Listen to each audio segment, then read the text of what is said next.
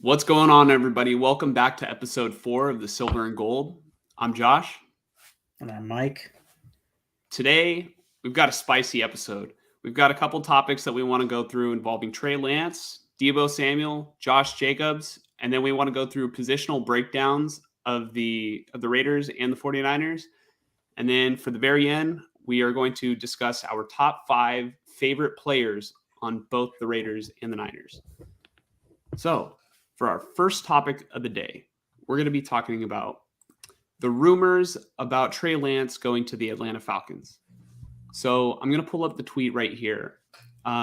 This is from @CJ Golson on Twitter. I have no clue who this person is. I've never heard of them in my life. And, a lot of people have been talking about this. So I just want to quickly share my thoughts and read it. Breaking. Per source, the Atlanta Falcons have reached out to the San Francisco 49ers on Monday inquiring about the availability of quarterback Trey Lance. I'm told that while nothing is imminent at this time, SF has been discussing the possibility of trading Lance internally. #NFL. And it's got a picture of Trey Lance. So I don't believe it. I mean, I could see it, you know what I mean? But I don't think that the 49ers are going to trade Trey Lance at this time. I don't think it's in their best interest to give up on a guy that they spent all that draft capital on and get a minimal return for.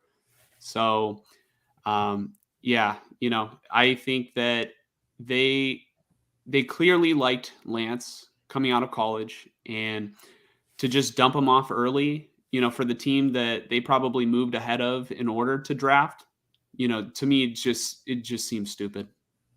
Mike, any thoughts? Yeah, I mean, it doesn't seem like it has any gravity to it. Like you said, I've never heard of this person, so I wouldn't take too much out of this. I mean, if he were actually somebody who has broken things before, then okay. But I haven't heard this from anybody else. And this is kind of an awkward time, I think, for teams to be having trade talks. Like, we're just about to go into training camp. And I think when you look at the Falcons, they have their quarterback, Desmond Ridder, who they drafted in like the maybe 3rd round last year. I forget. I don't remember when he was drafted. Yeah, but I know he was out of Cincinnati and like somewhat promising. And, at the end of the last season, he played like the last 3 or 4 games for them. And he didn't even throw a touchdown pass, I think, but he has the tools at least. And I think it just doesn't make sense to me for them to give up on him, let alone the Niners give up on Trey Lance. It's like, from the Falcons' perspective, why would you give up on Desmond Ridder when it was clear this season you're going in with him as a starter? You're going to see what he has and go from there. It's like, if you go and trade for Trey Lance, then you kind of blow all that up. And then, at least from my perspective, I know we like Trey Lance, but from the little that we've seen of him, it's like, why would any team go and give up a lot for him if you don't know what he is yet? Like, if you go and trade for, well, I mean, I guess essentially it'd be like trading for Desmond Ridder. It's like, you don't know what he is. They're both young. They might, I mean, Desmond Ridder was just drafted last year. He might be older than Trey Lance. So Trey Lance's age paired with how little he's played, he's still a complete question mark. And how old is Ridder? I'm going to look that up. Yeah, I don't know, but I just think it. 23. So he's about the same age as Lance. Yeah. So I don't know. The writing on the wall was that the Falcons were going to go into the season with Ridder, And like I said before, I think if the Niners are to trade Trey Lance, they at least need to build up his worth before doing that. If you just trade him right now, it's like he's literally at his worst point as far as worth to the team Value. or any other team. Value. There you go. Value. Mm-hmm. So it doesn't make sense right now. What I will say is, I don't doubt that there is interest from the Falcons. I think the Falcons would have been very interested in drafting Lance had the Niners not moved up to get him, because I think Matt Ryan was on the way out, or he might he was on the way out, and Lance would have been the perfect quarterback, I think, to rebuild the Atlanta Falcons with. And typically you have teams who are rebuilding. They draft a quarterback high, and that's essentially the face of your franchise going forward. As they grow, the team also grows around them. That's typically how it goes. And the Niners just completely did it backwards. And now they've got two different timelines. They've got the Lance timeline, and they've got their Super Bowl window. So if Lance pans out and becomes anywhere near what they thought he would be, your Super Bowl window is going to be wide open for however long. And so I don't know, man. I just think that it's I believe that the Falcons are interested. That to me, I think makes sense because they don't have a deep quarterback room. But for the 49ers to trade Lance at this point, they just ran out of quarterbacks and in the NFC Championship game. And I think that you got to take everything that you can get at this point, because marching into the season with Brock Purdy, who is coming off a major arm injury and arm surgery, along with Sam Darnold, who has never had success in the NFL, I don't think that's not a recipe for success. At least if you have these three guys into camp, or at least two competing and one rehabbing, you try to get the best out of everybody. I don't see why the Falcons would be interested. I think the only team that makes sense to me to be interested in Trey Lance right now would be the Minnesota Vikings, because I want to say Kirk Cousins is on his contract year, and if I don't know, they can go and get a young quarterback like Trey Lance, and if he proves to be what he was drafted for, he would make sense for them.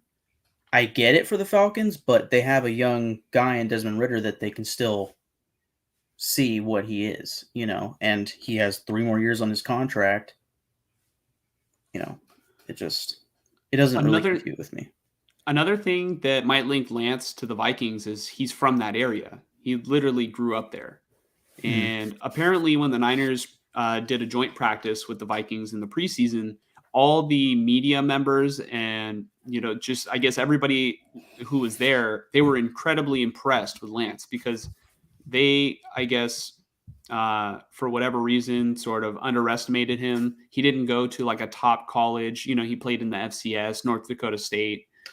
And so he's just kind of like, this local kid who I know I've read countless Viking fans, in support of Lance, just for that, just for the fact that he's local. So, and then to counter your point about the Falcons not being interested, I think there would be interest still if the Falcons, a couple years ago in the draft, if they would have decided, we really want this Trey Lance kid. Obviously, they're not going to move up. When you're in the top 4, you figure you could probably get Lance. Obviously that didn't happen. But if they were really high on him, then, there might still be that interest there. It's just that he hasn't been able to have the opportunity to really show what he's got. Yeah, I think as far as interest for Lance, it would come from teams because his value is at an all-time low compared to what he was drafted to be and what his value was when he was drafted. I think I don't think a team would be serious about trading for him until the trade deadline this season. I think that'll be the first time that a trade would actually be realistic for him. And we'll see how the circumstances are for him and the Niners post training camp, post week 1, and whatnot. We'll see how Brock Purdy is and all that. We'll see if Trey Lance gets any playing time, or if he does play 2-3 weeks, and then Brock Purdy comes back and they do the thing where it's like, well, our starter's back, woo, and then but he played good, and then it's like now there are teams that are interested in you here, Adam Schefter and Ian Rappaport, like there's a lot of trade talks about Trey. That's when it makes sense to me. Mm-hmm. One thing I will say, if you think teams are going to be more interested in trading for Trey Lance at the deadline, that's sort of assuming that Lance is going to be able to have the starting job at the beginning of the year. And the 49ers are under the impression that Brock Purdy is going to be healthy and ready to play week 1. And so if Brock Purdy plays week 1, they wouldn't be starting him if they didn't think that he would be able to continue going. So if you're getting closer to the trade deadline and Lance does not have any reps, his value is only going to go down further, because it's like, why the hell isn't he playing? And obviously Purdy balling out would be the perfect remedy for that, for that answer. Mm-hmm. But the longer you go without playing football, the harder it is to get back. You have to get into game shape. You got to adjust to the speed of the game. And unfortunately, the 49ers have robbed Lance of that in his first 2 years of his career. And so I think that it's year 3. He has an opportunity to prove himself this offseason. And so unless a team is going to give a really good offer to the 49ers, I think that they should just keep him. Yeah, it's always good to have a good backup. So, yeah. But anyways, I think we're ready to move on to our next topic. So if that was a little abrupt, it's okay, because Deebo Samuel did it first. We're going to be talking about Deebo Samuel abruptly exiting CBS Sports radio interview. I just want to quickly show the clip to everybody first, and then we'll give our thoughts. So let's go here. Let me go to share screen. Okay. First time sharing a screen on here. No. We did the Lance. Oh, that's true. Oh, and the schedule. Our first episode. Yeah. So let's see here. Never mind. Yeah, Mike doesn't know what he's talking about. Can you see it? Yeah. Yes, I can. I'm going to rewind it, and I will put it full screen. Deebo Samuel here with us. Well, something that is your call. I saw what you said about the Eagles back at the Super Bowl at Sirius, where if Brock Purdy didn't get hurt, you guys would have won that game by double digits. Why would that have been the case? I don't know. That's old. So do you not still believe that? I mean, I do, but I mean, we're not. That shit is like, we're not gonna keep talking about it. I mean, I said what I said. Gotcha. So then what happens this year when you play Philly on December 3rd? I don't know. Just wait till week 13, 12, whatever we get in. We'll show you. Well, then you know how that's going to go down. You're going into Philadelphia. Those fans are going to be booing you loud. You have a message for Eagles fans? Hey, guys. Yeah? All right, we're good to go. What do you mean? We have Deebo on right now? Yeah, I know, but we're going to head into camp right now. Are you serious? Okay. Thank you. There you Thanks, go. Bye. Deebo Samuel right there. Doesn't want to answer a few questions. Are you serious? We got hung up on because all we did was ask him about the quarterback situation and then Philadelphia? And we got hung up on by Deebo Samuel? That's a joke. An absolute joke. That's absurd. You were told me 15 minutes was on for 5-6 minutes. And he didn't want to answer anything. So I've done this long enough. That was just get the promotional plug out of the way. Then you don't want to answer any questions, and you hand the phone off to the public relations person. What a joke that was. It is the Zach Gelb show on CBS Sports Radio. So he must have. See, that's my thing is when you showed me this the other day, my first thought was, okay, why go on a Philadelphia talk show if you're not going to want to talk about the Eagles? You know, but well, I don't think it's a Philadelphia talk show. I think the guy is from Philly. Let me see. I'm gonna look it up again. I swear I just looked it up and it said that he's like it's from Philadelphia. Mhm. Zach Gelb show. 97.5 The Fanatic in Philadelphia. So that's got to be a Philadelphia affiliated, radio show that talks Mhm. strictly Eagles. So my initial reaction was, well, why would Deebo or his representatives or whatever agree to go on the show if they know that he doesn't, or if he knows that he doesn't want to talk about the Eagles, He was promoting But something. exactly, I didn't catch it the last time. So, Mhm. share your thoughts. Oh man, that shit was weak as fuck, dude. I was like so pissed off when I saw that, and like I know there's Niner fans who are defending Deebo, and you're completely open to having your opinion, but it's the San Francisco 49ers. You got to represent. The Niners have always had class. Bill Walsh wanted everything to be perfect, and he has built the franchise. He has set the standard for success.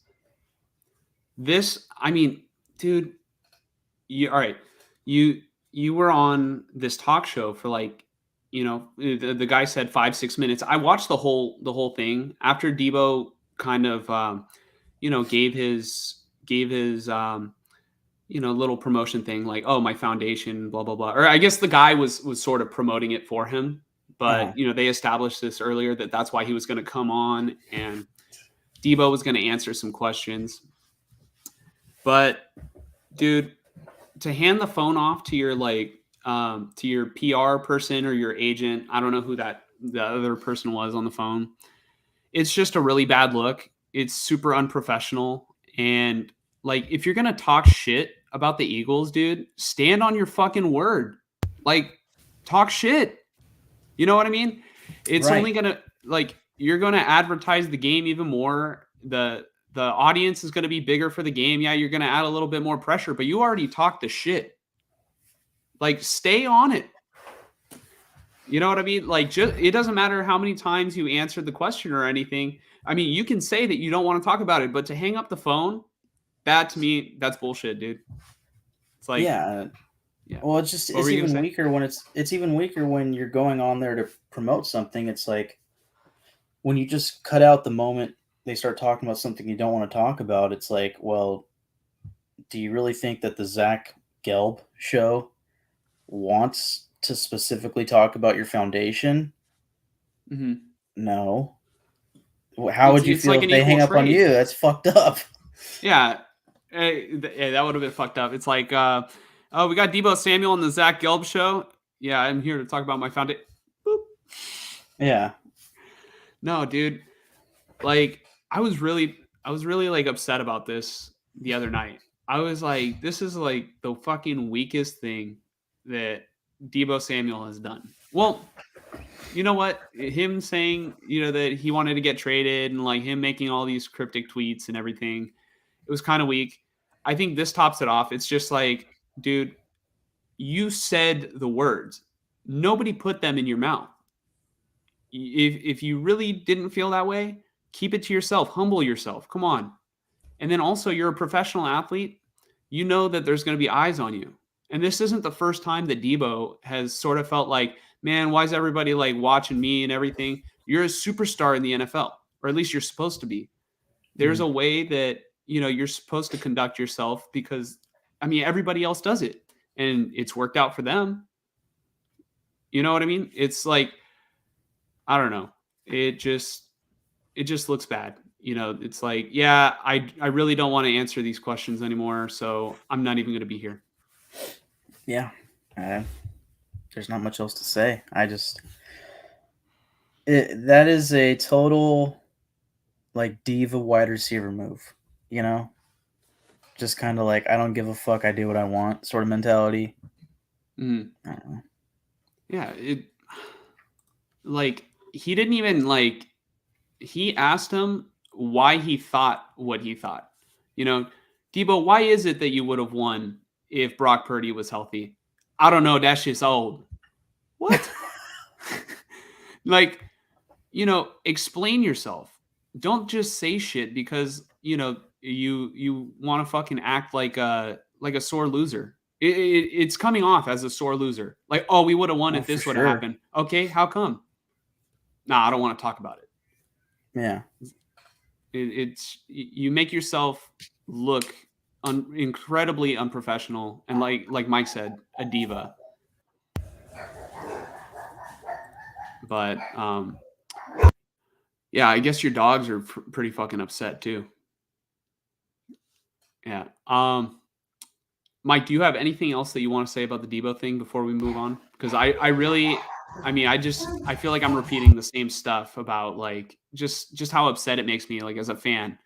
And like I said, there's going to be fans who defend this, and that's fine. That's your opinion, but I don't like it. Represent the San Francisco 49ers. Represent the legacy that this guy and Bill Walsh built, and Jerry Rice. You got anything, Mike? Or is there a lot I of got barking in nothing. the background? There's a lot All of right. barking. Yeah. Okay.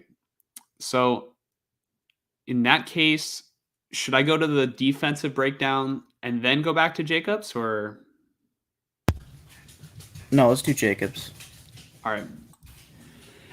The topic that we wanted to talk about today, which was really one of the main topics that we just kind of had the idea for the show for, I started thinking about what would the Raiders do if Josh Jacobs did hold out? So I started really thinking to myself, like it seems like him and Saquon are like pretty firm on their stance. Training camp hasn't started, so there's a lot of time between now and the season. But obviously, it's ideal that you want these guys practicing with the teams. Training camp starts like when? Next week, Mike? I'm not sure exactly when, but very soon. It does start very soon. And also, I believe that there's a deadline where Jacobs has to sign his franchise tag, right? Yes, July 17th. All right. So that is just 5 days away. Mhm. And you don't know if you're going to have your running back. And so the Raiders can go like, one of multiple directions. You can sign a veteran free agent. There are a couple names that are available, and some more enticing than others. You can roll out with your second string, a couple guys that Mike brought up in the last video.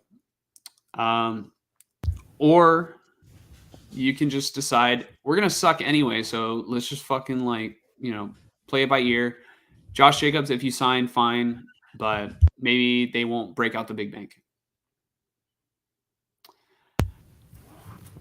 I think that Jacobs will end up signing with the Raiders, because if they don't sign him to a long-term deal, I mean, Jacobs is a great running back.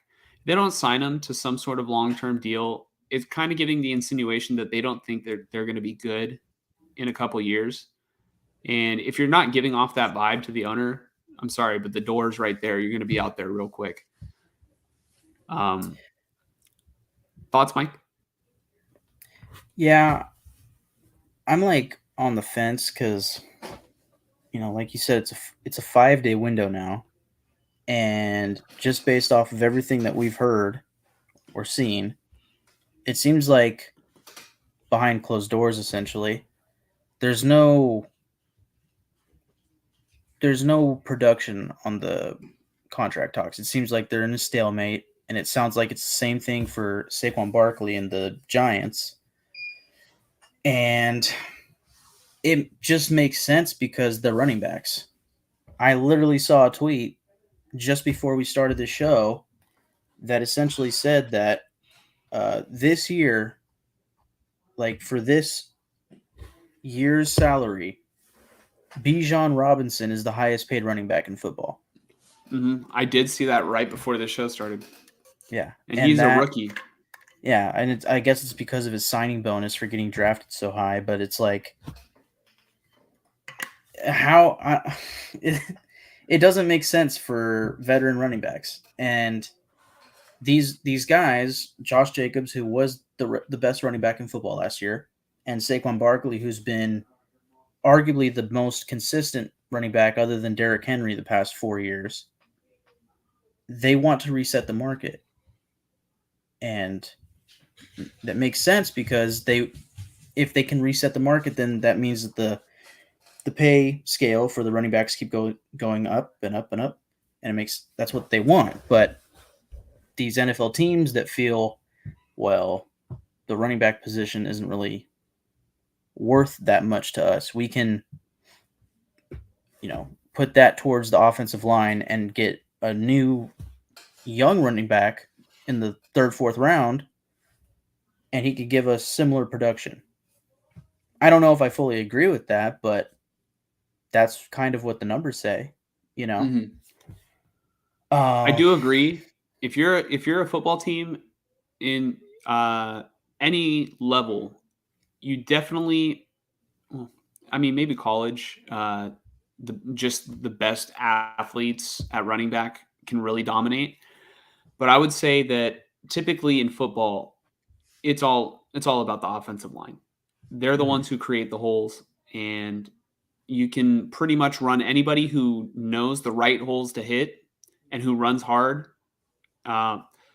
You can put them in a situation to where they're going to gain a lot of yards, as long as they're a decent athlete. Mm. Yeah, I 100%. I feel that the offensive line is probably the most important unit in football, but at the same time, I think it's hard to replace special players. And I don't know, if you don't keep Jacobs, you better trade him because I can't go through the Derek Carr thing again. Where it's like, okay, are they going to trade him or not? And then they hold on to him for a year or two, and then it's like, oh, because of the contract, we're just going to cut him. And at least the positive is we don't owe him anything. But the negative is, well, if we traded him a year ago, we probably would have got a first round pick. Mm-hmm. It's like, I would say his value is higher now that you didn't trade him last year because he had such a great rushing season last season. No, yeah. Josh Jacobs' value compared to a guy like Trey Lance is completely opposite, where Jacobs' value is at an all-time high. Mm-hmm. And he's coming off a contract year, and he needs a contract. And I don't know if it makes... on my boy Trey Lance like that. Well, just based off of what we said, Yeah. I don't know. What sucks is, again, it's the 5-day window, and I just don't see Jacobs. I don't know if I see him signing the franchise tag and playing on it. Maybe he does because either way he's getting like top 4 running back money, but that's tough for a running back to do.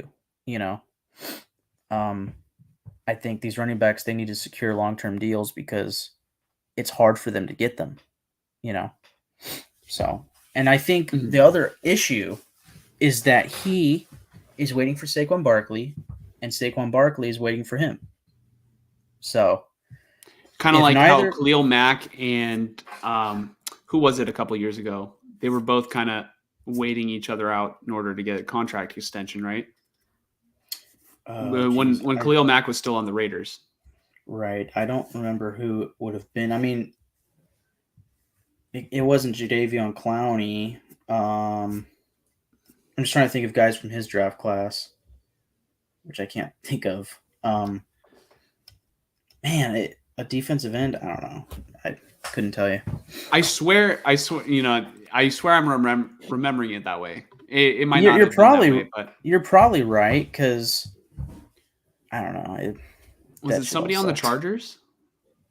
It could have been Joey Bosa, but I don't know. I don't think it was Joey Bosa. Well, it wouldn't be anybody else. Well, if I remember it later, we'll make a note of it. But what I do want to talk about right now is there are a couple free agents that I think, I just want to throw out there because I don't know if the Raiders are going to sign these guys. My guess would probably be not. But I just want to know your thoughts on each player if the Raiders were to add them in the event that they're not going to keep Josh Jacobs. Yep. Number 1, Dalvin Cook. He's probably the best option, but He is probably the best option. He definitely is because I think he still has a good year, maybe 2 years of good starting running back play. Mhm. But I mean, Dalvin's probably like 28. Like Josh Jacobs, I think is still 25. Like he's still easily going to be in his prime for the next 3 years. Mhm. Josh Jacobs. I don't know. I can't see him on another team, and we'll see. Continue. Another name I want to throw out there is Ezekiel Elliott. I tend to think that Ezekiel Elliott is a little washed, but he's definitely an interesting name when you think about these free agent running backs and a guy that you could add to the Raiders that might sell a little bit more tickets, even though the Raiders might not be so successful this season. Although I don't think they're going to have trouble selling tickets because I really think that place is going to sell out no matter what. It's going to sell out no matter what. It's more of a question of whether it'll be Raider fans or opposing fans. And that's a Vegas thing. I want to switch it. Not sell tickets, sell jerseys. Oh, okay. Yeah. I don't know if Ezekiel Elliott would get many people. Some people would because they're I wouldn't get too excited about Ezekiel Elliott. He's at the very end of his career. The very end of his career. As far as playing time, like think of Darren McFadden when he left the Raiders and went to the Cowboys. It's like, okay, he played for 1 year and he was done. Like that's where Ezekiel Elliott's at. He's going to play for 1 more year. He's not going to be the starter on whatever team he goes to. And then they're going to realize like, oh, this is like not working. You don't want a one and done out of Ezekiel Elliott on the Raiders? No, I really don't care for it. Like I would take him as a backup to Jacobs. That'd be fun. But I'd rather see Zamir White. Mm-hmm.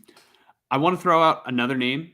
And this one, I just read it now. And I think it's like, a lot more interesting than Ezekiel Elliott. I think Mark Ingram. Is Mark Ingram currently on a team? I don't think so. He was on the Texans last year.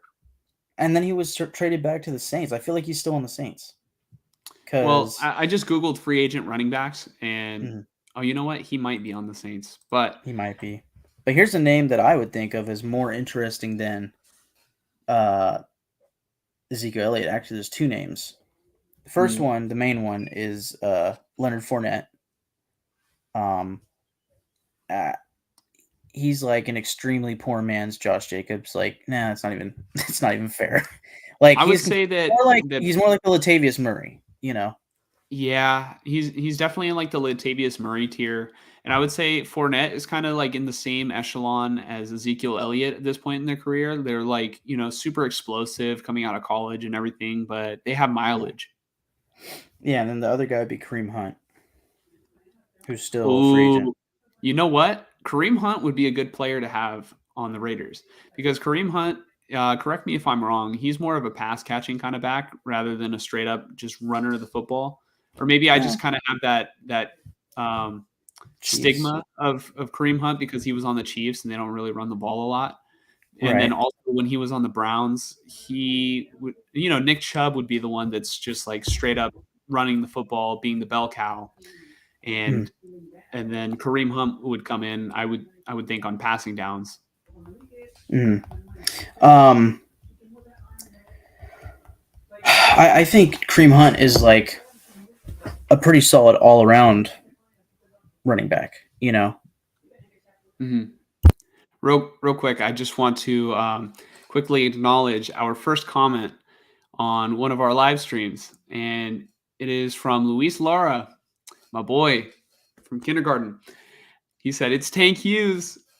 I'm hella done, dude. So that was my old gamer tag on Xbox, but yeah, man, that was a long time ago. Luis, I miss you. I hope you tune into more shows and comment, man.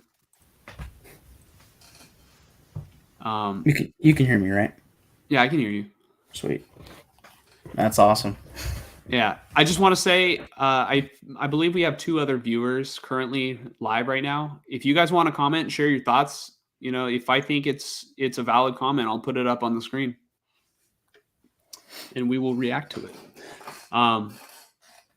But yeah, so you mentioned Leonard Fournette. Who was the other name that you Kareem Hunt. mentioned? Oh, Kareem Hunt. Kareem Yeah. Hunt, I think probably would be the best guy available for you guys because you probably would get him at a bargain. Yeah, he'd probably be the best bargain, but also his age is probably the best of all of those guys, and I think he probably has the most, or I guess the least wear on his tires. I I don't look at him as a starter, but I look at him as like a very good 1B, similar to how he was with the Browns. Like he would be really fun with Josh Jacobs, but that's the whole thing is I can't see the Raiders without Josh Jacobs. And I'm like, I'm not nervous or anything, but I'm just over here like, just get a deal done. Like, I get it. In 2 years from now, again, like, knock on wood, he could be totally injury riddled, and a contract with Josh Jacobs, like a long term deal, could be like the worst thing the Raiders ever did, like in the past 10 years, Okay, but like, I don't know. I think having a really good run game is important, and I like having franchise guys. I like when a player sticks around with the team for a long time, breaks all the records, all that stuff. Like that's what I want for Jacobs. That's what I want for this team. And you talk about like Jimmy G coming in and building an identity, keeping players around builds an identity. So I don't know. I would do what I can to keep them. Like, don't give up too much, but We got Pia commenting, only here for the gold. Go Niners. Love to hear it. What I will say is it is highly risky to pay a running back because it's a high risk position, right? Man, I think definitely for the Raiders, the best bet. I'm kind of in between. Now that you mentioned Kareem Hunt, I'm like, that's a great idea. That's like a rental, and then you guys can find the next running back in the next couple of years, and then that way you don't have to pay them long term, and it's not as high of a risk. Yeah, I mean, the way I look at it, if I were looking for a 1-year rental, it's Kareem Hunt. I think Dalvin Cook is like a 2-year deal. And Ezekiel Elliott and Leonard Fournette, I'm like, pass. At that point, I would, and even, yeah, just those 2 names, Ezekiel Elliott and Leonard Fournette, I would rather just trot Zamir White out there every single week. And do a running back by committee. Zamir White is the one, and then you have Amir Abdullah, Brandon Bolin. Maybe you have 1 or 2 other young guys that you can throw out there. And then you won't have Foster Moreau blocking for any of these guys anymore. Paulina hopping in just to say she misses Foster Moreau.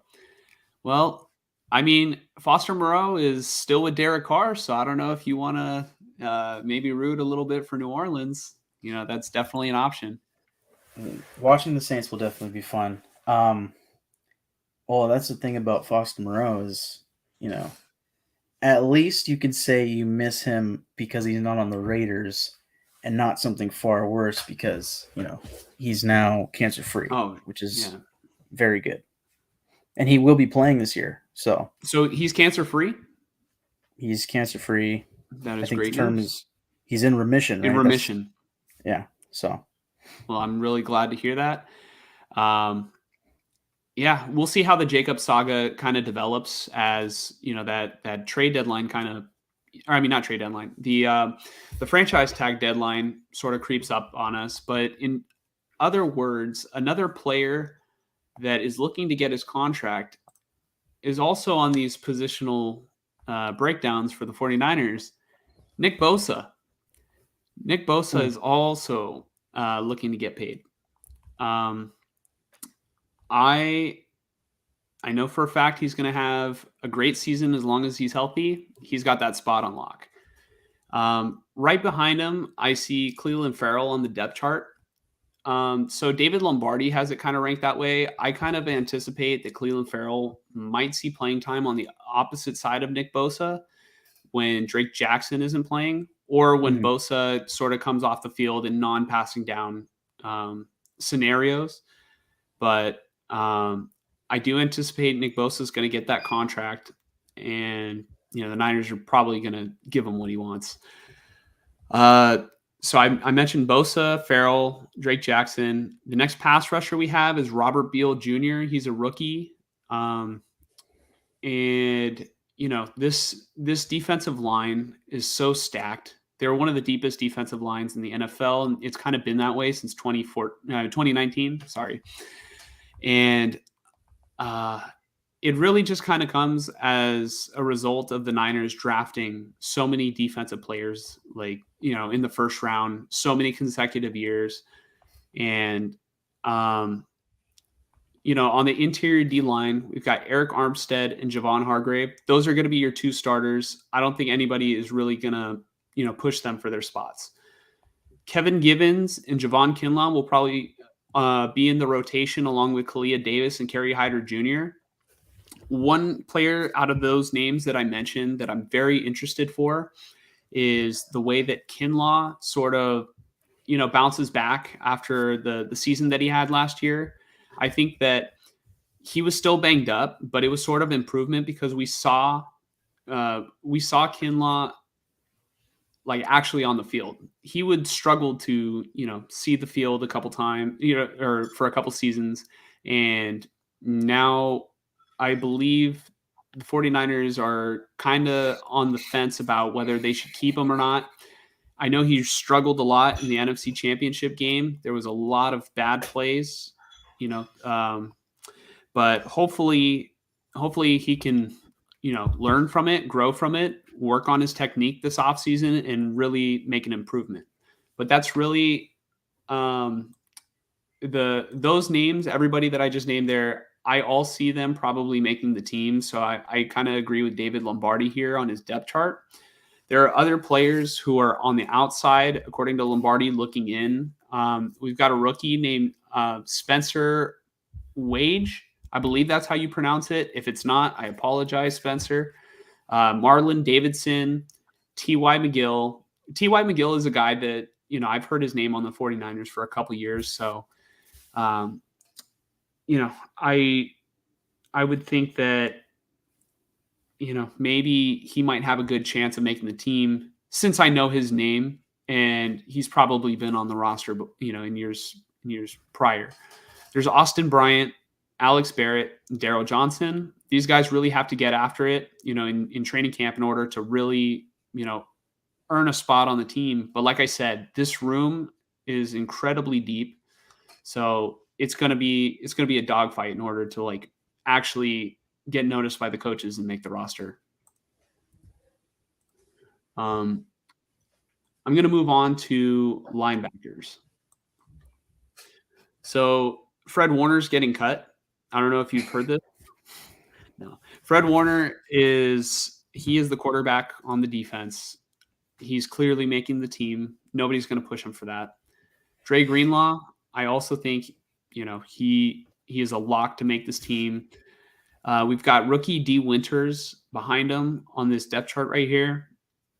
Hopefully D Winters can, make improvements. I heard that there were a couple days where he struggled in rookie minicamp. So, hopefully he can take steps forward and, he can make this football team. Oren Burks is a guy that was on the team last year. I know he mainly made an impact in special teams, and he was sort of a depth player. And then Demetrius Flanagan Fowles. Honestly, I think Flanagan Fowles, he's been on the team for a couple of years. And since we lost Azeez Al-Shaair, we're going to need somebody to replace the third linebacker spot. And, I believe Azeez was the Sam linebacker. So whether it's Oren Burks, Flanagan Fowles, if D Winters maybe finds himself in that mix, we've also got guys that might not make the team are also fighting for that spot. Marcelino McCrary Ball, Curtis Robinson, and Jalen Graham, who is a rookie. I'm going to go ahead and move on to the backfield. So with the cornerbacks, we've got Charvarius Ward, Ambry Thomas, and as the left side cornerback, and then we've got Diamador Lenore and Samuel Womack the third on the other side. I think Womack's going to make the team. He had such an excellent preseason last year. And I want to say he had like 3 interceptions in the preseason. Like, dude was just like a baller. And I wish I saw more of that in the regular season, but I think that Lenore stepped up. So Womack had probably less opportunity to really play, to really get on the field. Ambry Thomas, I'm not so confident that Ambry Thomas is going to be making the football team. I liked Ambry Thomas like 2 years ago. One thing I will say is when I saw him in person at training camp 2 years ago, I thought Ambry Thomas was a little undersized. But, in 2021, he would show improvement on the field. He would be in like the right positions, to make the play. It's just the ball skills that he was sort of lacking. And apparently Ambry Thomas has been kind of getting torched in, the OTAs a little bit. So, it'll be interesting to see whether or not he makes the football team. Let's see here. We've got the nickelback position consisting of Isaiah Oliver and Darrell Luter Jr. I think Luter's going to make the football team. Is Luter the guy that you wanted the Raiders to draft? No, that's your Jair safety. Brown. Jair Brown. Yeah.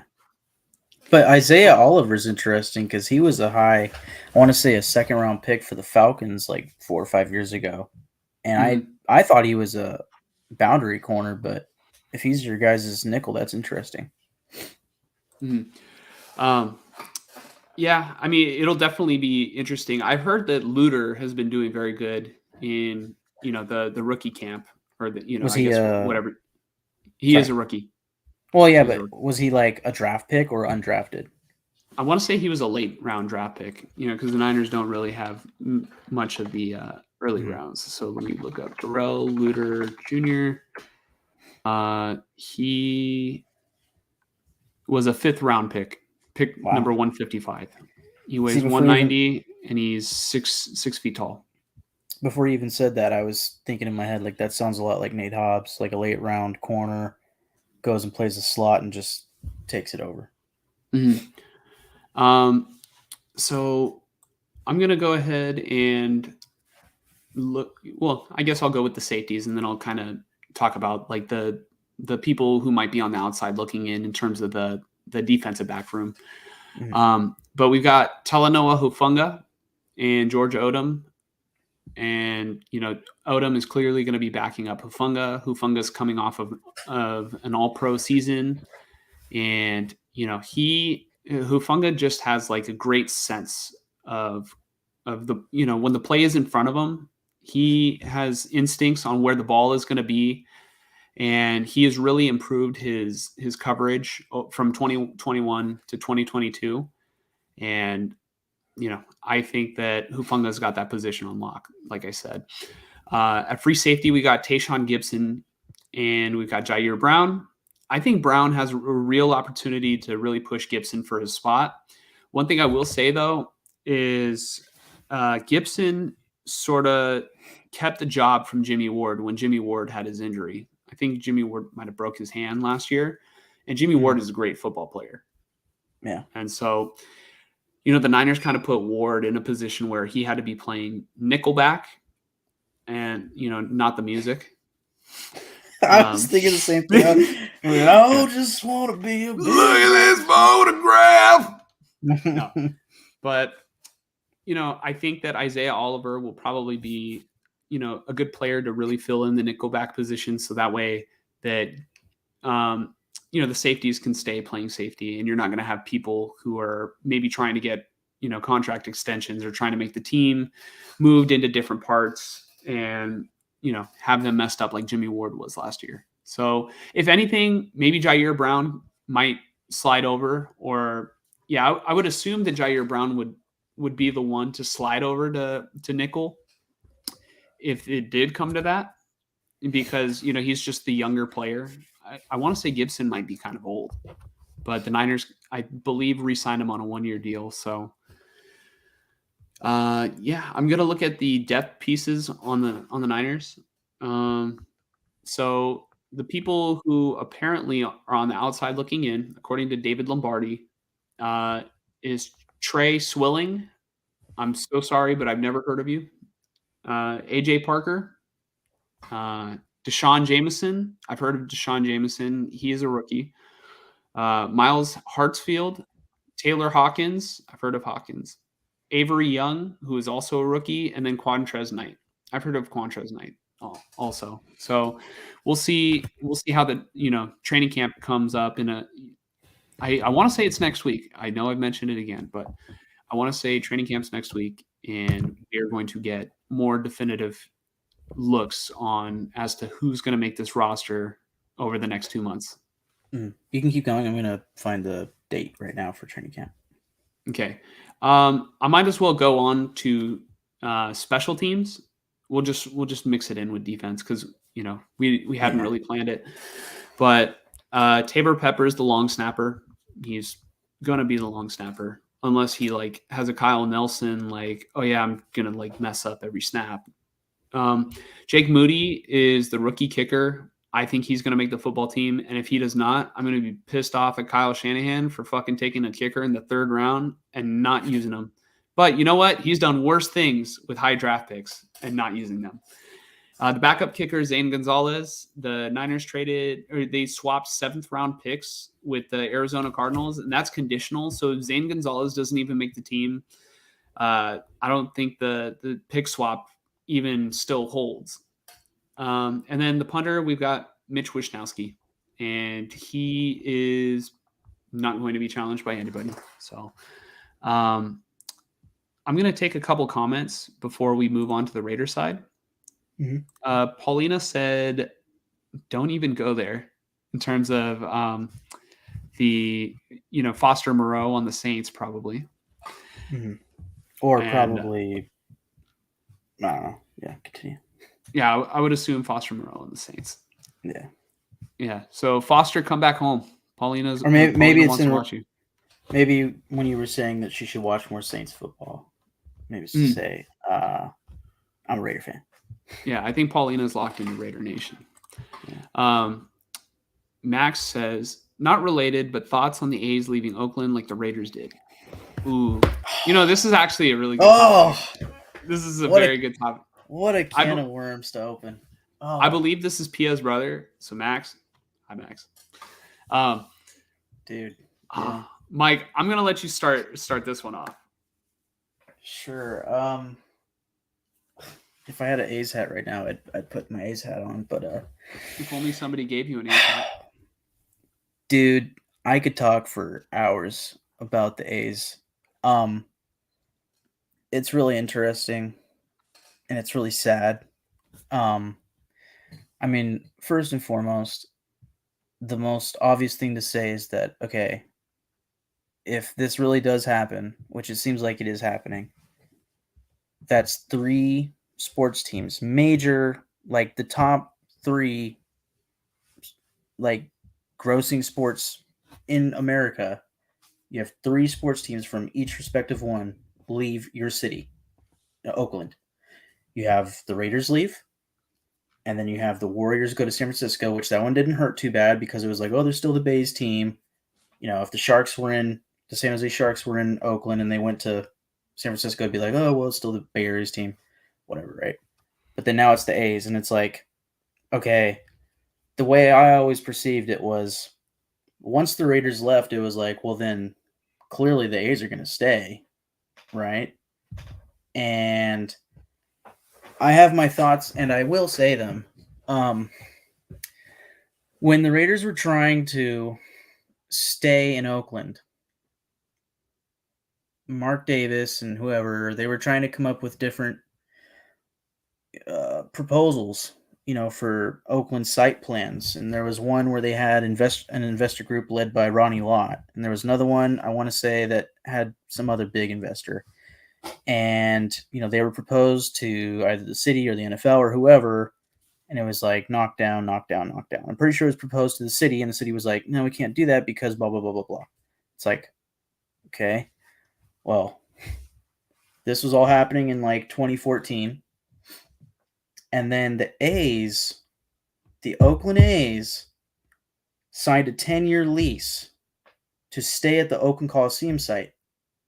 Once they did that, and the Raiders were so pushing to get a new stadium on the site, they wanted it on the Coliseum site.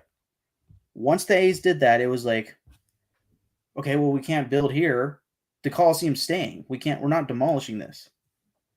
So the A's kind of gave the Raiders a little push, like, go find somewhere else, buddy, and I don't know. It didn't sit right with me. You would think that, I don't know, maybe this is on the city, I don't know, but you would think that they would have maybe worked together to build a big sports complex. Like, they already had it. If you've been to an Oakland game and you rode BART, it's like the perfect system. Like, as far as getting to a game, it's pretty sweet. And now it's just not going to happen. It's not going to be a thing anymore. It's going to be a thing of the past. And I don't know. The A's did all of that, essentially helped push out the Raiders. And now their ownership decides, we're going to Vegas. It's like, dude. Pulled an Eli Manning right there. It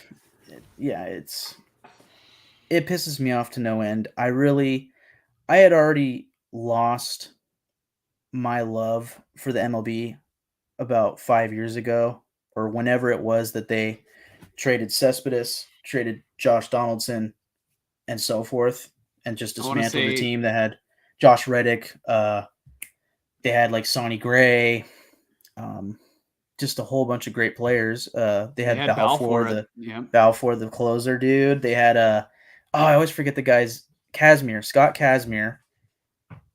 I understood trading Cespedes for Lester because it was like, oh, we need an ace to win a playoff game. It's like, okay, but the A's, it's a cycle in Oakland. Maybe it'll change in Vegas, but I'm over it.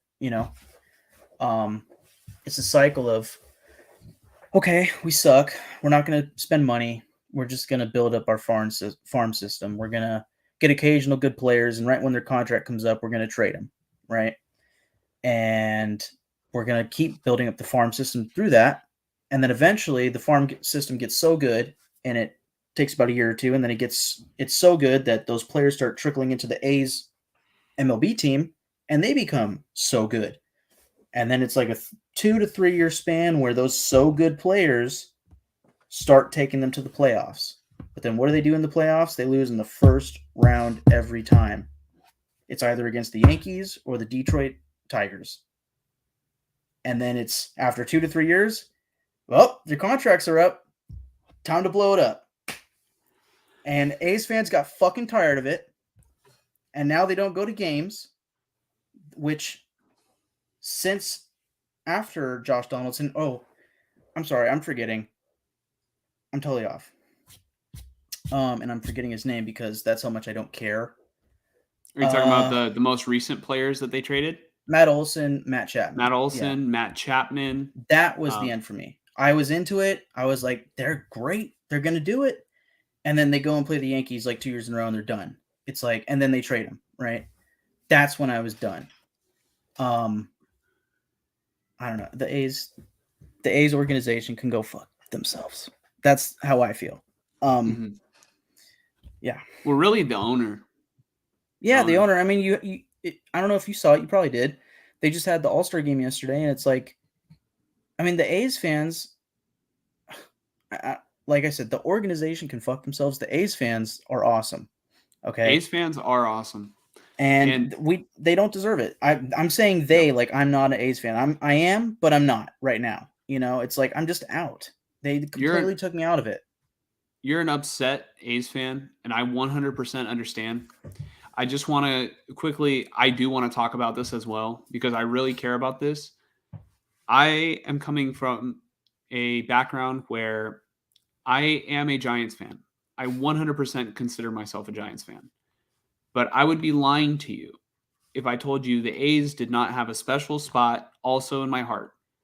They are the other team, they're the team across the bay. They're the rivals. They have been a team that I grew up going to games for, and because I just loved baseball as well. And I'm getting a little choked up, like kind of thinking about the fact that the A's are leaving. To me, that is the most devastating one of the three moving, because the Raiders, it didn't seem like there was going to be a deal made for a new stadium in Oakland. Like they just kind of jumped ship and went to Vegas. And also, I never went to any Raider games growing up, so I didn't really have that attachment to the team at all. But one of the reasons why I I feel so bad for A's fans is that you are loyal to this team. They mean a lot to the Bay Area. They mean a lot to Oakland. I mean, they do stuff like around the community. I want to say that just the little league that I played for down the street, that Mike and I played for, I want to say that the A's paid for that to be renovated, and they redid the fields, and they brought it their own turned sand out from the stadium. Yeah. And they sent Adam Rosales to like meet with players. The A's are involved in the community. Like there's no question about that. And even though they're not my favorite team, it's still a great time to go with the family to an A's game. The tickets are so cheap. It's so easy to get there from BART. And just because there is some greedy asshole who's been withholding talent from the team and not paying the fucking players just because he wants to fucking maximize his profits. Like, if you ever watch the movie Moneyball, they talk about maximizing the efficiency of the players and getting these players on deals and everything. You're maximizing your pockets. That's what you're doing. There's no salary cap in baseball to tell you how much you're supposed to spend on a team.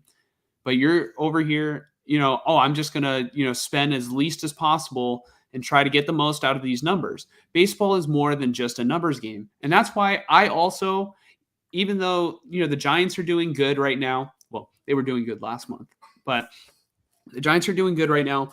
Baseball has just kind of been, headed towards this trend of it's a numbers game. And one of the things that I really love about sports is the human aspect of it.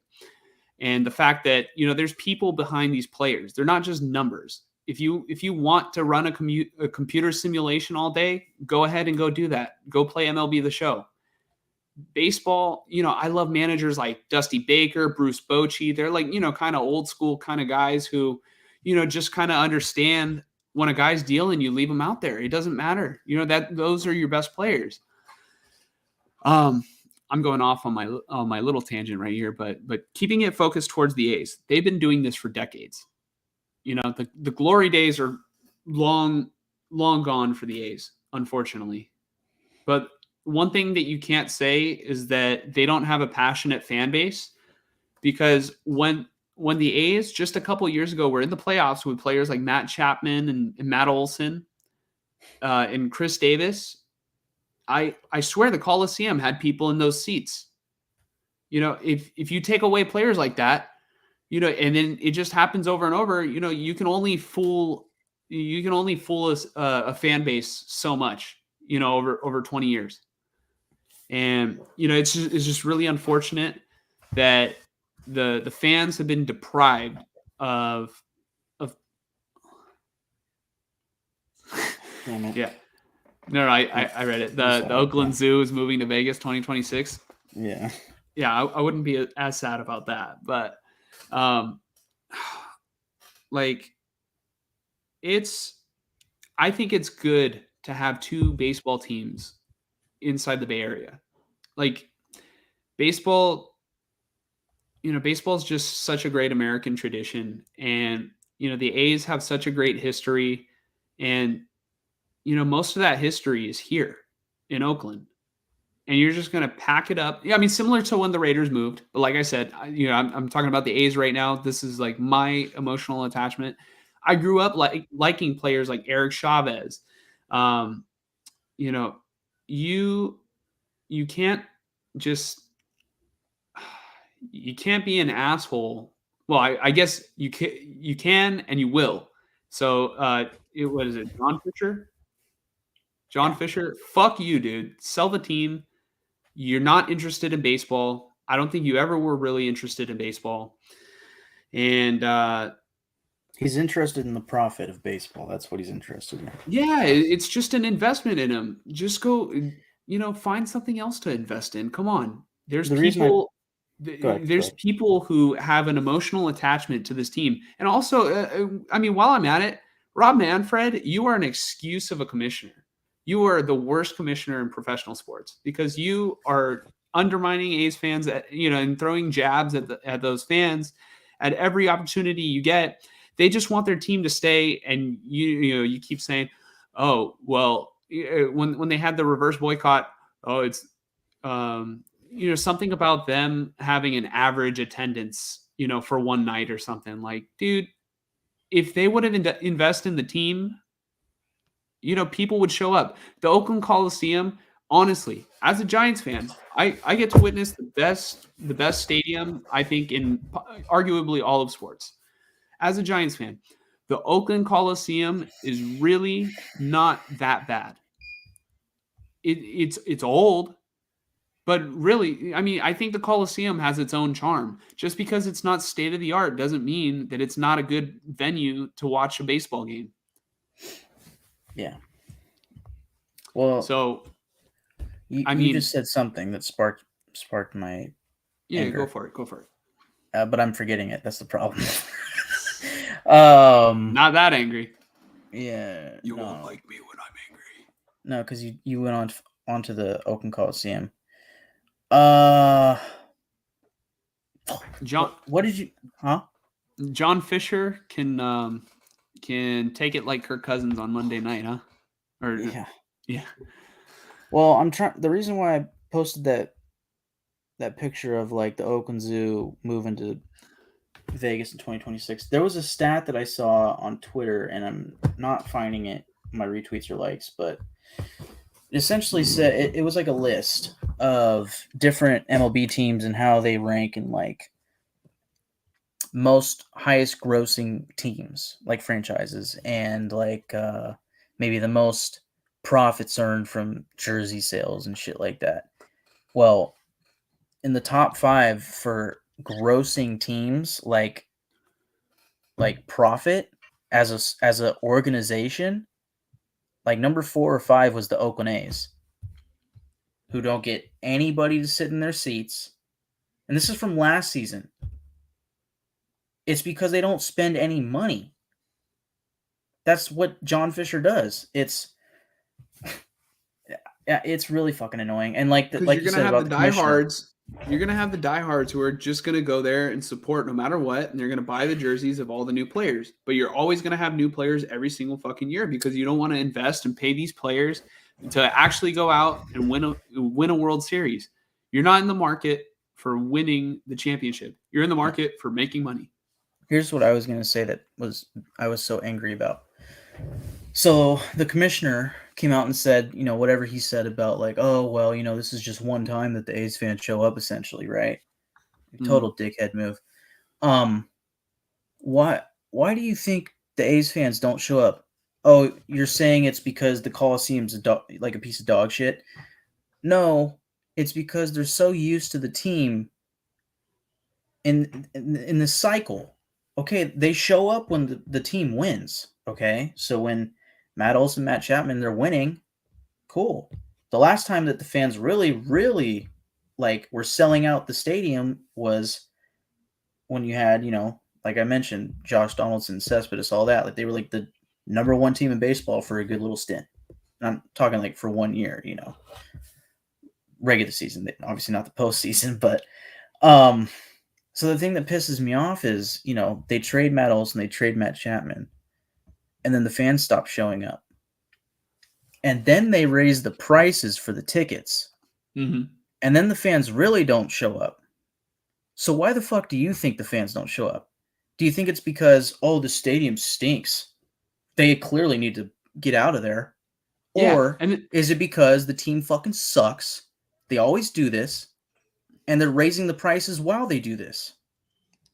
It's not even Fuck just you. that. It's not even just that the team sucks, right?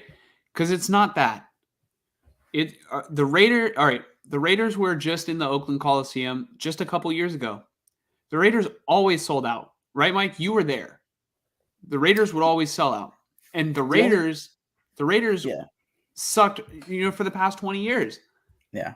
The last time the Raiders didn't sell out. People in the area are loyal to their teams. Yeah. But they're not going to be loyal if you just constantly move their favorite fucking players. Constantly.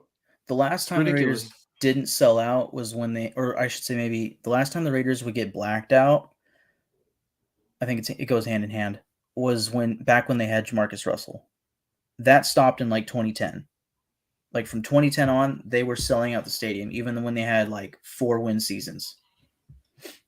But, coming off of since 2003, never getting above like 500 in the NFL, it's like, yeah, at some point the fans are going to get tired of it when it's clear that nothing's happening.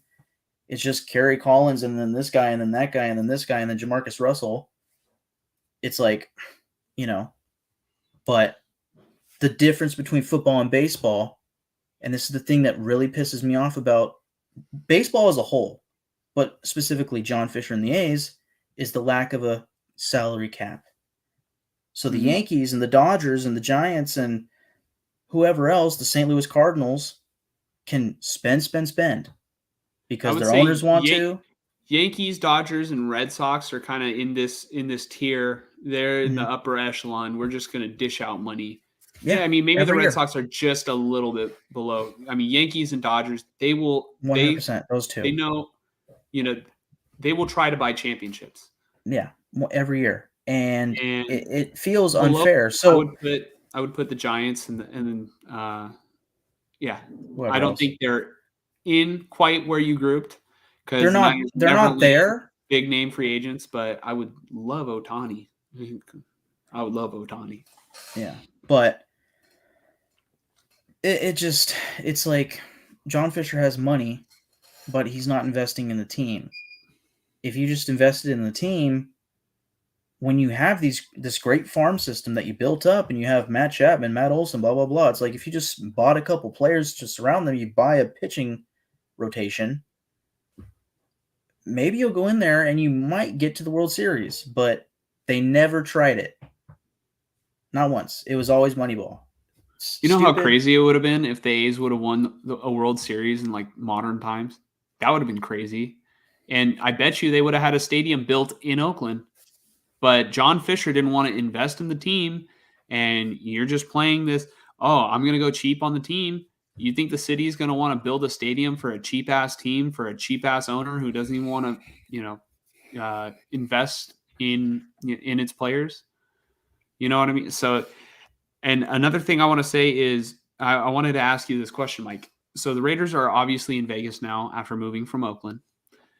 Do you think that most of the fans there who show up to the games, do you think they are from Las Vegas, or do you think they fly in from over here and from other parts or drive? I can tell you that the Golden Knights, most of their fans are from Vegas.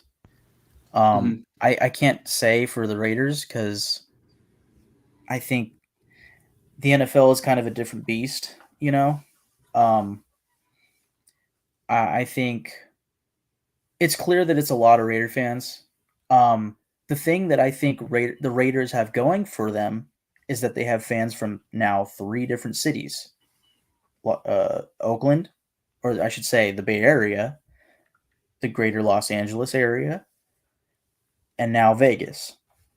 And I think a lot of fans that go to the games are probably from Vegas, but I can't say that most of them are from Vegas. I think with the Raiders, it's like you're gonna have a lot from the Bay Area, a lot from LA. Raider fans are kind of all over, so they can be coming from anywhere. But also, my issue dating back to when they first announced they were going to go to Vegas. My main issue with Vegas, I think Vegas is great for the Raiders. I think as far as for Mark Davis, it's really great, but it's a great market, no state income tax for free agents. It's awesome, but when the Chiefs come to town, there's a lot of red in that stadium. I'm sure when the Niners came to town last December, there was a lot of red in that stadium. That's my issue. Oakland, It was the black hole that, I remember going to like the Cowboys game. That was the biggest one I ever saw, where it was like, well, there's a lot of Cowboy fans in here. It was like impressive. But you mostly saw them on the Cowboys sideline in that general area. But in Las Vegas, it's like they pan out and they show you like a quick little shot of the fans. It's like, oh, fuck. God damn it. And it's a consequence of moving your team away from the fan base. And honestly, if you have all these people who grew up A's fans in the Bay Area, well, it's also a consequence of the team not being very good, and the teams that are, really good, having their fans be able to travel.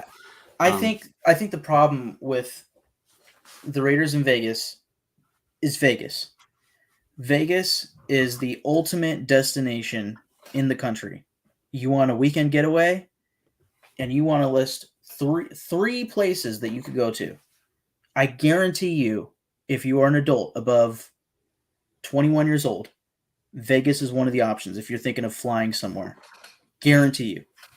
Yeah, I would say there's Hawaii, there's Vegas, and take your pick between going to New York or going to a weekend getaway. Yeah, a weekend getaway. I don't think you're going to Hawaii for just a weekend. That's a week.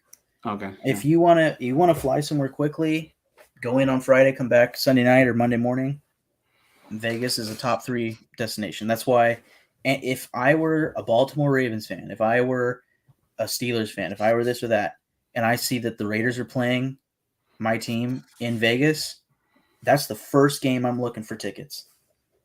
I'm going to be very upset when I see that the average ticket price is $600, but at least I'm going to look, So I think the problem, it's not even that they're not winning. There was a lot of excitement for the Raiders this year because they were coming off a playoff season and they got Devontae Adams. They get Chandler Jones. The problem for the Raiders is just where they are. Everybody's going to want to go there. That's why the tickets are so expensive. It's where they are. Mm-hmm. Another thing I want to say real quick before we move on from this topic, the renderings for the Howard Terminal project for the Oakland A's, they looked beautiful. That was going to be a beautiful ballpark.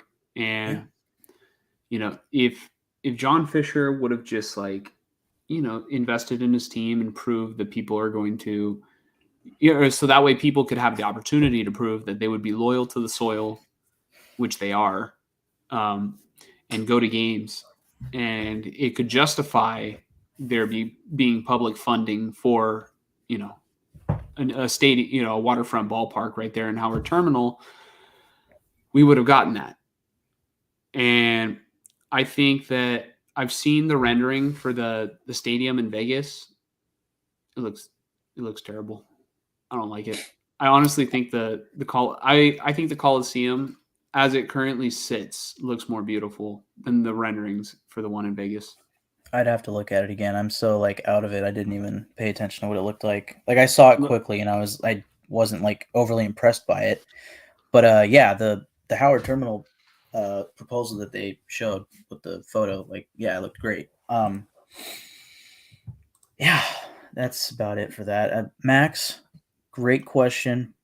Hold on, we're not done. I want to show that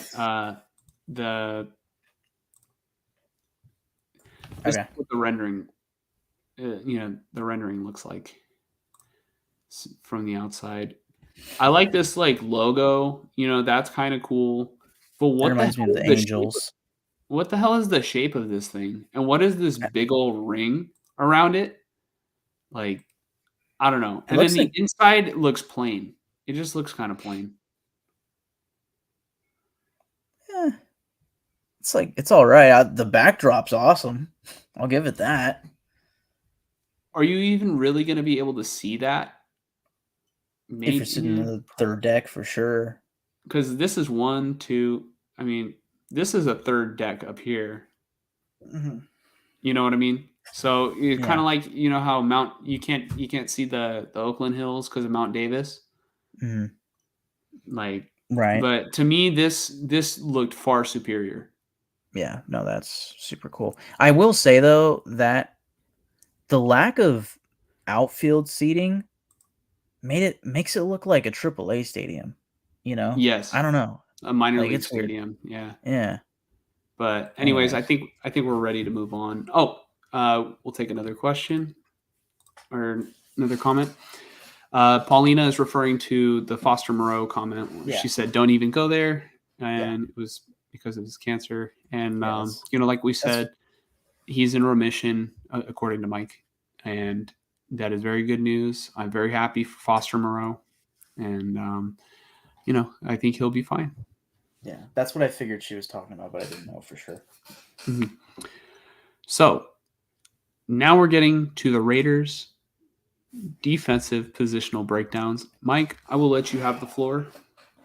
She's all yours. I'll try to go relatively quickly. Okay.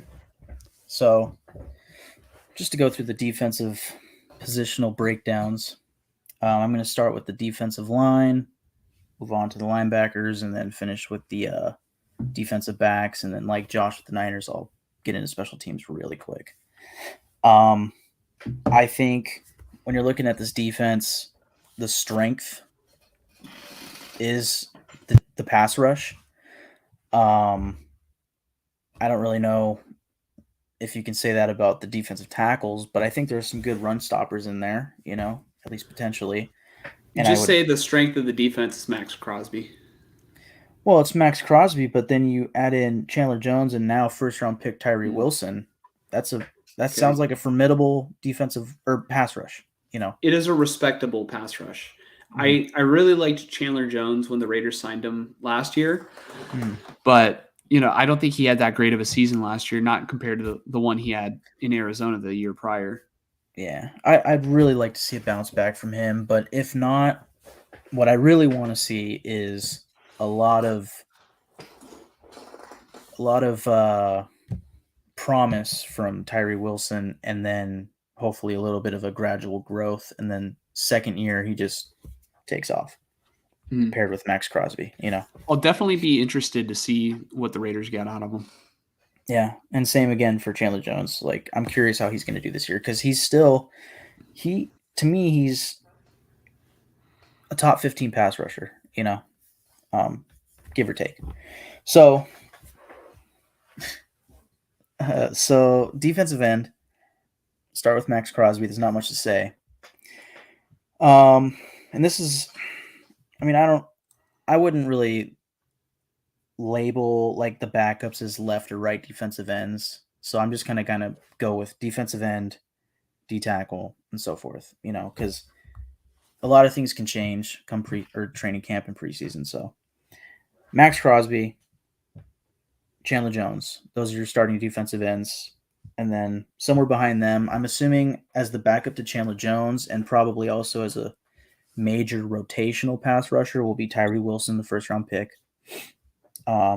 They signed Jordan Willis as a free agent from the Niners. Former 49er. And I don't remember hearing his name much, but from what I saw, he looks really like a solid player and a good guy to have as a rotational backup pass rusher on the defensive line. And he also seems a little versatile, which is something when we were talking about the offense that the Raiders are very keen on is versatile players. I have a very fond memory, one play in particular of Jordan Willis that I will always remember from him. Do you know which play I'm talking about, Mike? Nope. Oh, wow. This is going to be great. I'm just going to show the picture. This, yeah. the blocked punt that completely changed the momentum in the NFC That divisional game. That won the game for you guys, I think. Yes, because Hufanga was able to scoop and score for the touchdown, and next thing you know, it was a tie game. The offense really couldn't get anything going. So even if it's not on the defensive line, he was a pretty good defensive lineman, and he was coached by Chris Kosarick. So he had some time with good eyes, good hands on him, and hopefully he was able to refine his pass rush a little bit. I don't know if he'll be a starter, but if he could be on special teams, a blocked punt could be the difference in a football game. Yeah. You know what I mean? So that's definitely something to look forward to, when considering your depth chart. Yeah. You have to win in all facets of the game, and that includes special teams, So, again, versatility. So if he can be a great special teams player, like the more the merrier, After him, I see Malcolm Kuntz, who is a former third-round pick from the John Gruden era. Is that how you pronounce that? Kuntz. Yes. I wasn't sure. Malcolm Koonce.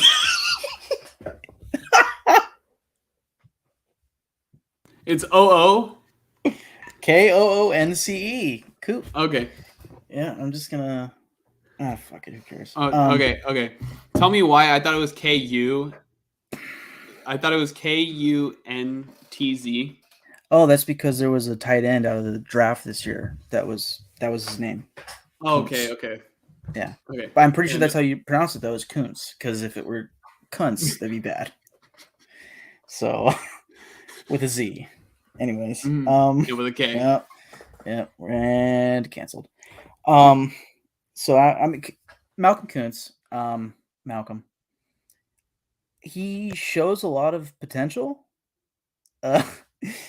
But he didn't really do much last season. It was Malcolm what? Just Malcolm. Now he's just Malcolm. 50. Malcolm in the middle. Yeah. Malcolm in the middle of the depth chart. Yep. That's hella funny. I'm like, is that how you pronounce it? And it's not even spelled how I thought it might be pronounced. Yeah. That's hilarious. But he was I'm pretty sure he was a third-round pick under John Gruden and Mike Mayock. And his first year, rookie year, didn't do much. Max Crosby and whoever else, Clelin Ferrell, whatever, above him. And then his second year was 2 years ago. And it seemed like he was, really had a lot of potential, And then come into this year, new defensive coordinator, new regime, and he hardly sees the field, So I think the writing's on the wall that maybe he'll eventually get replaced. I mean, you can't have too many defensive ends on the field. I mean, on the roster come 53, roster cuts. I could see Malcolm Kuntz being the guy that's right on the edge of making the team or not, because there's a lot of defensive tackles to choose from. And I already mentioned Tyree Wilson and Jordan Willis. That makes 4 defensive ends. So it'd be nice to keep a 5th, but so you think he's on the outside looking in? I wouldn't say that. I think he's literally when it comes to the 53 man, he is the 53rd, 54th, 52nd. He's right there. He's on the cutting block. Yeah, he's right there. That's what I think. But again, if they're to keep 5 defensive ends, unless an undrafted rookie really balls out, I think it would be Malcolm Kuntz that stays. Mm-hmm. Next up, we have Adam Plant. He's number 52. Let me see. Sorry. He's I think this is his second year with the Raiders, but I don't really know much about him. Don't really remember him. It's kind of fucked up to say, whatever. Next is George Tarlas. Same thing. Maybe they weren't with the Raiders, but these are coming off of reserve contracts, so they were signed right before the off season this past season. Like they were coming off of like being practice squad players or whatnot. And then the last defensive end I see here is David Ahoga, and I remember you when we were going over the Ahoga, yeah. Well, like when no, go ahead and then I'll tell you. Yeah, well, when you were breaking down the Niners offense, our last episode, I believe there's an offensive lineman that you guys got through the International Player Pathway program. I was talking about Gutierrez. Yeah, Alfredo Gutierrez. Yes. So you think that he's going to be a guy that the Raiders are going to be able to store on their roster without affecting the 53 man? If that's a thing, then yeah, potentially, because yeah, he is David Ebuka Agoha. I might have said it wrong this whole time. Agoha was added to the roster. How did you say it before? I think I said Ahoga. I was like, dude, so like literally when you said that, I mean, this is going to sound super stupid, but like I was like thinking of like, yeah, Ahoga. Like, I was just like, I have not heard that name before. That's an awesome name. It is very cool. Agoha. That Agoha. Is how you spell Agoha. Oh. Yeah. Whoops. Yeah. Hey, we're just gonna have more comments of I've never heard it pronounced like that before. Yeah. Jermaine Illuminor. That was correct. Yeah. We're still talking about that to this day, huh? Yeah. But David Agoha is from Nigeria, point being, through the International Player Pathway program. So awesome. That's interesting. I'd like to see him make the team. And if that's true, that it doesn't affect the 53-man roster, which feels unfair, but I feel like it's only for the 90-man roster, because right now the Raiders are at 91. So open the door. So yeah, that's the defensive end breakdown. So now for the defensive tackles. But one thing before you move on to the defensive tackles, with that player, I did learn something new today. I didn't know that there was American football in Nigeria, and I just learned that today. Or maybe he's just from there. Maybe he migrated here and caught on to the sport. But it seems like something where you probably found out at an early age. But it would be interesting. I would, I don't know the player. It would be interesting to one day, maybe he'll come on the show and we can ask him about when he learned about football. Because like maybe he's not, one of the players that the Raiders will advertise, at the forefront. So, I think it would just be cool. I would love to know more about his story. Yeah, and honestly, I'm not going to pretend like I know much about the International Pathway program. I'd like to know just where, like, did he just go to school in Nigeria? And it was like, well, he also played football, so I don't know. It could be many things. So, yeah, that'll be interesting. I'm definitely interested. I'll keep a note of that. Yeah, I mean, I think that 4th and 5th pass rusher guy, spot on the team is open, so it'd be cool to see him make it. We're gonna reach out to him. He's gonna be like, "We saw the clip of how you pronounce my name. Not doing the show." Yeah, I saw how bad you pronounced Kuntz. Oh shit. Oops. Yeah. So, God, I really said cunts. Well, D tackle. Kuntz. Okay. Yeah. Hey, what? It's not my. I don't fault. know another way. I don't know another homophone for that. Yeah. I'm pretty sure it's Kuntz though. But anyways, yeah. Because that'd be crazy. Like, imagine being a little kid and just being like, "Hey," just says his name like that, like, or like a teacher, Bueller. Anyways, all right, D tackle. Here, no, that's one of those where like, if you're a student like with a last name that like just kind of sounds like not right, the teacher says the first name here, like. Yeah. Don't even let them get to the last name. Yeah, just David. Yes. David present. Yeah. Just call me David. David is fine. No need to read the last name in front of the class. Just call me D. All right. Bilal Nichols is the starting defensive tackle, at least I'm pretty sure. What was the first name? I'm sorry. Bilal. Bilal. Bilal. Okay.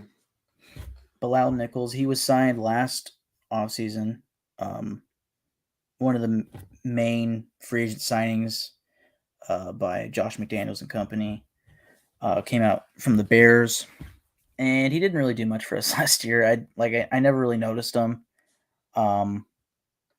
But he's the type. I mean, he apparently is like a solid pass rushing D tackle, so I'd like to think that he could be good. But he's on his last year on his contract this year, so if it doesn't work out, you just let him walk and keep him moving. Jerry Tillery. Is he related to Jason Tillery? I don't even know who Jason Tillery is. I thought that was another NFL player. Jason. You're probably just thinking of Jerry. Are you thinking of the Chargers player? Hold on, let me look up Tillery NFL player. There's Jerry. Yeah, well, I thought his name was Jason, so sorry, Jerry. Yeah.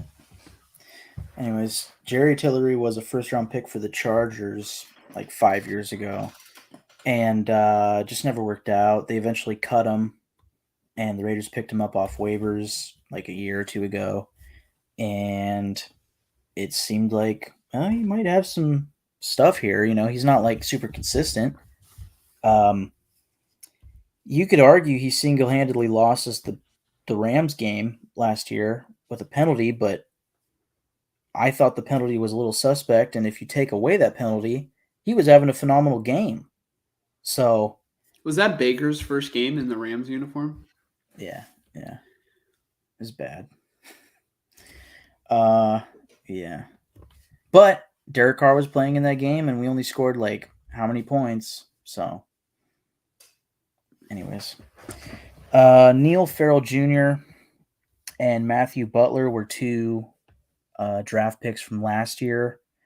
I want to say they might have both been 4th-round picks, but I think Matthew Butler was a 5th-round pick. But some solid draft. Jesus, what's the term for like worth? Value. Solid draft value. Yeah, like some solid draft value towards the position. Usually, the first year, the rookie year, it's like a little hard to get it going. You need to bulk up and all that. You come out of your first off season, your first full off seasons, going into your second year. That's when players tend to break out. I'd like to see one of them break out and become a really good pass rusher, or I should say D tackle for this team. John Jenkins, free agent signing this season, out of the Dolphins. He's been around the league for a long time. I kind of expect him to be like a camp body. Maybe if they feel a need for a veteran, they keep him, but I would like to think that they'll go young at the position and just see what pops, Adam Butler. It's a little confusing because it's Matthew Butler and then there's Adam Butler. I know Matthew Butler was the 5th-round pick last year. Adam Butler, I'm pretty sure, was just like I don't know if he was a reserve signing or undrafted free agent last year or something. But then you have Byron Young, who was a 3rd-round pick this year, and I have a lot of hope for. But again, rookie, probably needs to bulk up, all that, going up against NFL offensive linemen, that's tough, Mm-hmm. And then Nesta Jade Silvera, 7th-round pick this year. I think some people think he has some potential to him. Usually 7th-round picks, it's like, we'll see. But, well, I guess that's the point. We'll see, But a lot of bodies in the D tackle room, a lot of young bodies. And I really think, it's Bilal Nichols and Jerry Tillery. Those are like the veterans. And then it's a bunch of 1st and 2nd year D tackles. And it's just put them out there in the preseason training camp. Let's see what happens. Let's see what sticks. Let's see what pops. And let's go from there. Mm-hmm. So I like it. For a not so good unit, I like that there's a lot of opportunity for somebody to, and take claim. for that spot. I think the young guys definitely need to step up. Yeah. 100%. I think Neil Farrell and Matthew Butler from last year's draft, they need to step up for sure. And I think pretty highly of Byron Young. I think he will be something, but give it a year, Mhm. So that's it for the D-line. Linebackers. First off, we let go of oh man, why am I forgetting his name suddenly? He went to the Texans. 52. Sorry. Denzel Perryman. Sorry. Oh, okay. So they let Denzel Perryman walk in free agency. They signed Robert Spillane from the Steelers. Josh, have you ever heard of Robert Spillane? Exactly. That's our starting linebacker. He's more of a run stuffer. I sent you a video of him like stuffing Derrick Henry in one play and like the goal line. It was pretty impressive, but Pause. yeah. So was he on? No, but honestly, that's impressive because Derrick Henry is one of the tougher guys to bring down. So yeah, if he shows flashes, what he really needs to do is just attack this offseason so that way he can start to build up more consistency. Because honestly, that's what the Raiders really need is more consistency out of their linebackers. Yep. Well, like you started with the linebackers for the Niners, Fred Warner is the quarterback of the defense. That's what the Raiders need at linebacker. They just need one guy to be the quarterback, the leader of the defense. Maybe Max Crosby's the leader, but we need somebody with the green dot to be that quarterback of the defense. Somebody that's reliable and good. Yeah, you need somebody who's on the defense. He's getting the calls from the defensive coordinator. He knows where everybody's supposed to be. He is very cerebral. So that way he knows, all right, when the offense is calling this is probably like what's going to happen. Like, how Luke Kuechly used to do it. You know what I mean? Yeah. So definitely, I think it is almost a fundamental need on every defense. So you think this guy might be able to, take that role? I think he's going to take the role. That doesn't mean that he should. I think he's a good run defender. He's not anything from what it seems in pass defense. Mm-hmm. I guess that's what I meant is you think he will be, the guy in that position? I think it's going to be either him or Divine Diablo, the next guy. Mm-hmm. And I've heard of Diablo several times. I don't know if he's really that good. I'll take a closer look at him so I can formulate my opinion. Yeah. Diablo got injured at some point towards the end of the last season, but leading up to that injury, his stats were actually looking pretty good as far as like overall tackles and stuff. And that's with Denzel Perryman on the team, who is a tackle hog, Mm-hmm. Diablo is he was drafted in the 3rd round under John Gruden and Mike Mayock. I think probably their last offseason with us. And he was a former safety turned linebacker at Virginia Tech. And if it isn't a quarterback on defense, what I really want for the Raiders is a pass defending linebacker for the defense that is good, That's why Fred Warner is so good, is because he's great at pass defense. Not many linebackers are like proficient at that. That's what I want. I think Diablo, I don't think he'll be like a super great pass defender, but I think he can be a good linebacker. And I think this is the year where he needs to break out and prove it, Mm-hmm. Did the Raiders draft any linebackers or sign any undrafted rookie linebackers? Last year, they had 2 undrafted rookies that made the team. Luke Masterson, who after either Diablo or Perriman got hurt, Masterson became the starter. He was pretty impressive in the preseason, and he earned his spot on the team. But when he played in the regular season, it wasn't anything worth getting excited about. Mm-hmm. And then also Darian Butler, who I want to say was from UNLV, and he's a very, he has some speed to him. He might be solid in pass defense, but that's debatable probably. I was like, typically you don't want your linebackers pass protecting. Yeah, I almost said that. And then as far as draft picks this year in the 6th round, we got Amari Burney from Florida. And he's the type of guy who's very fast, might become a solid pass defender. But, every time I've heard that about a Raiders linebacker, it doesn't end up working out. So we'll see. Other than them, there's Curtis Bolton, who's a free agent signing. He's been like on and off the Raiders a few times the past year or two. And then Drake Thomas, undrafted free agent this year. He has potential to make this team for sure. He could pass up a Darian Butler, possibly a Masterson, even a Burney. You know what I think the Raiders need? I think that the Raiders need to really pay attention in this year's draft and, in scouting linebackers. I think it's very important to have a definitive guy really step into that number one linebacker role, to command the defense.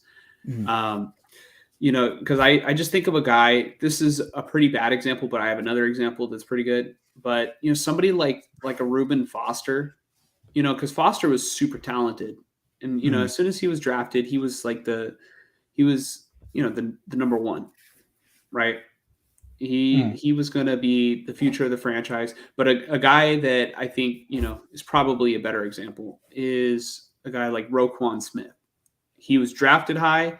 He was a great linebacker for the Chicago Bears. I think he's on the Ravens now. He is like a top tier linebacker, and the whole defense is just way better because of him. Yeah. So I think the Raiders really need to address getting that top linebacker, and the rest of the defense will really start to follow suit, because it's like having an offense without a quarterback.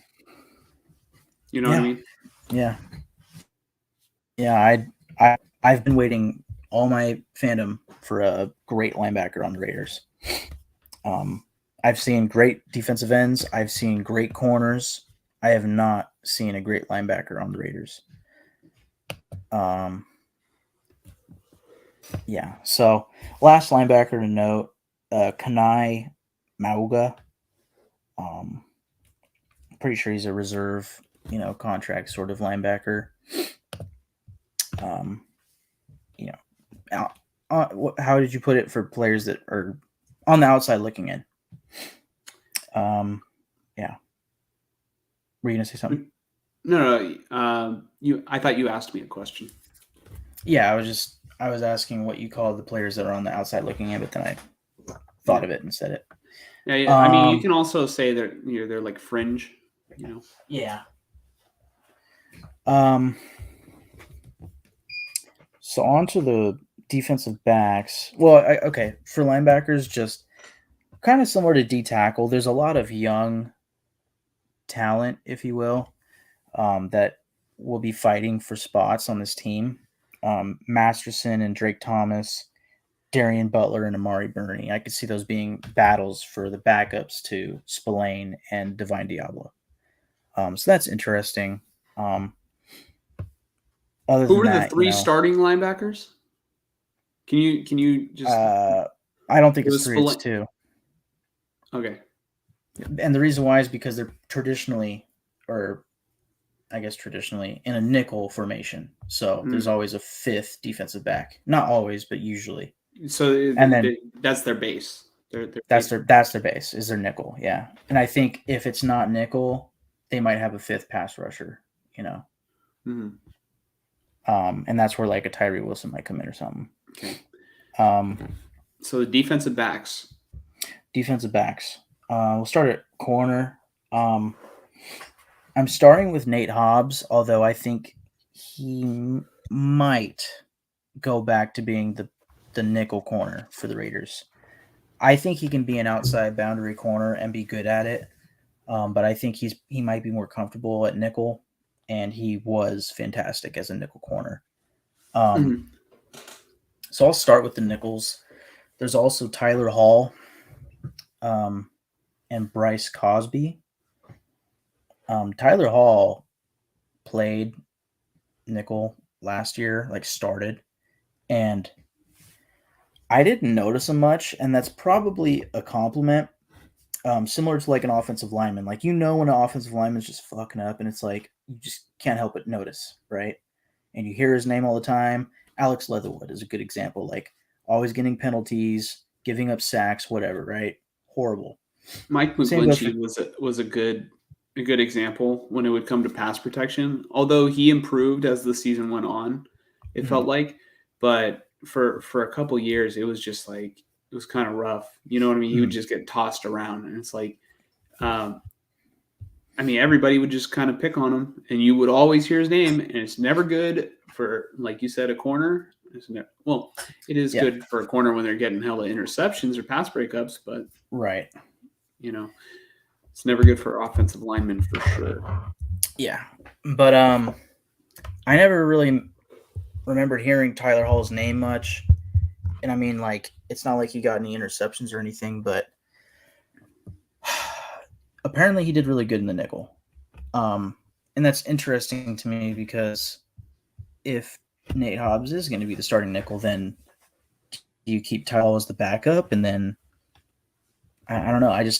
I would put the best corners on the field no matter what. So if Tyler Hall and Nate Hobbs are two of the three best corners on the team, put Nate Hobbs on the outside, keep Tyler Hall in the nickel. I'd have to look it up, but I'm pretty sure Tyler Hall is like not that tall, and Nate Hobbs is like a pretty nice, like 5'11" or something. So yeah, Bryce Cosby would be a guy that's on the outside looking in. I want to say he was a practice squad guy last year. Probably will be again this year. I want to say he kind of almost looks like a linebacker. Like, he's number 44, So that's interesting. Free agent signings, Brandon Faison, former Raider from 2 or 3 years ago, back when Gus Bradley was a defensive coordinator. Wasn't that great. He just seems to me like a traditional corner CB4, like the fourth corner on your roster. And when we signed him, I think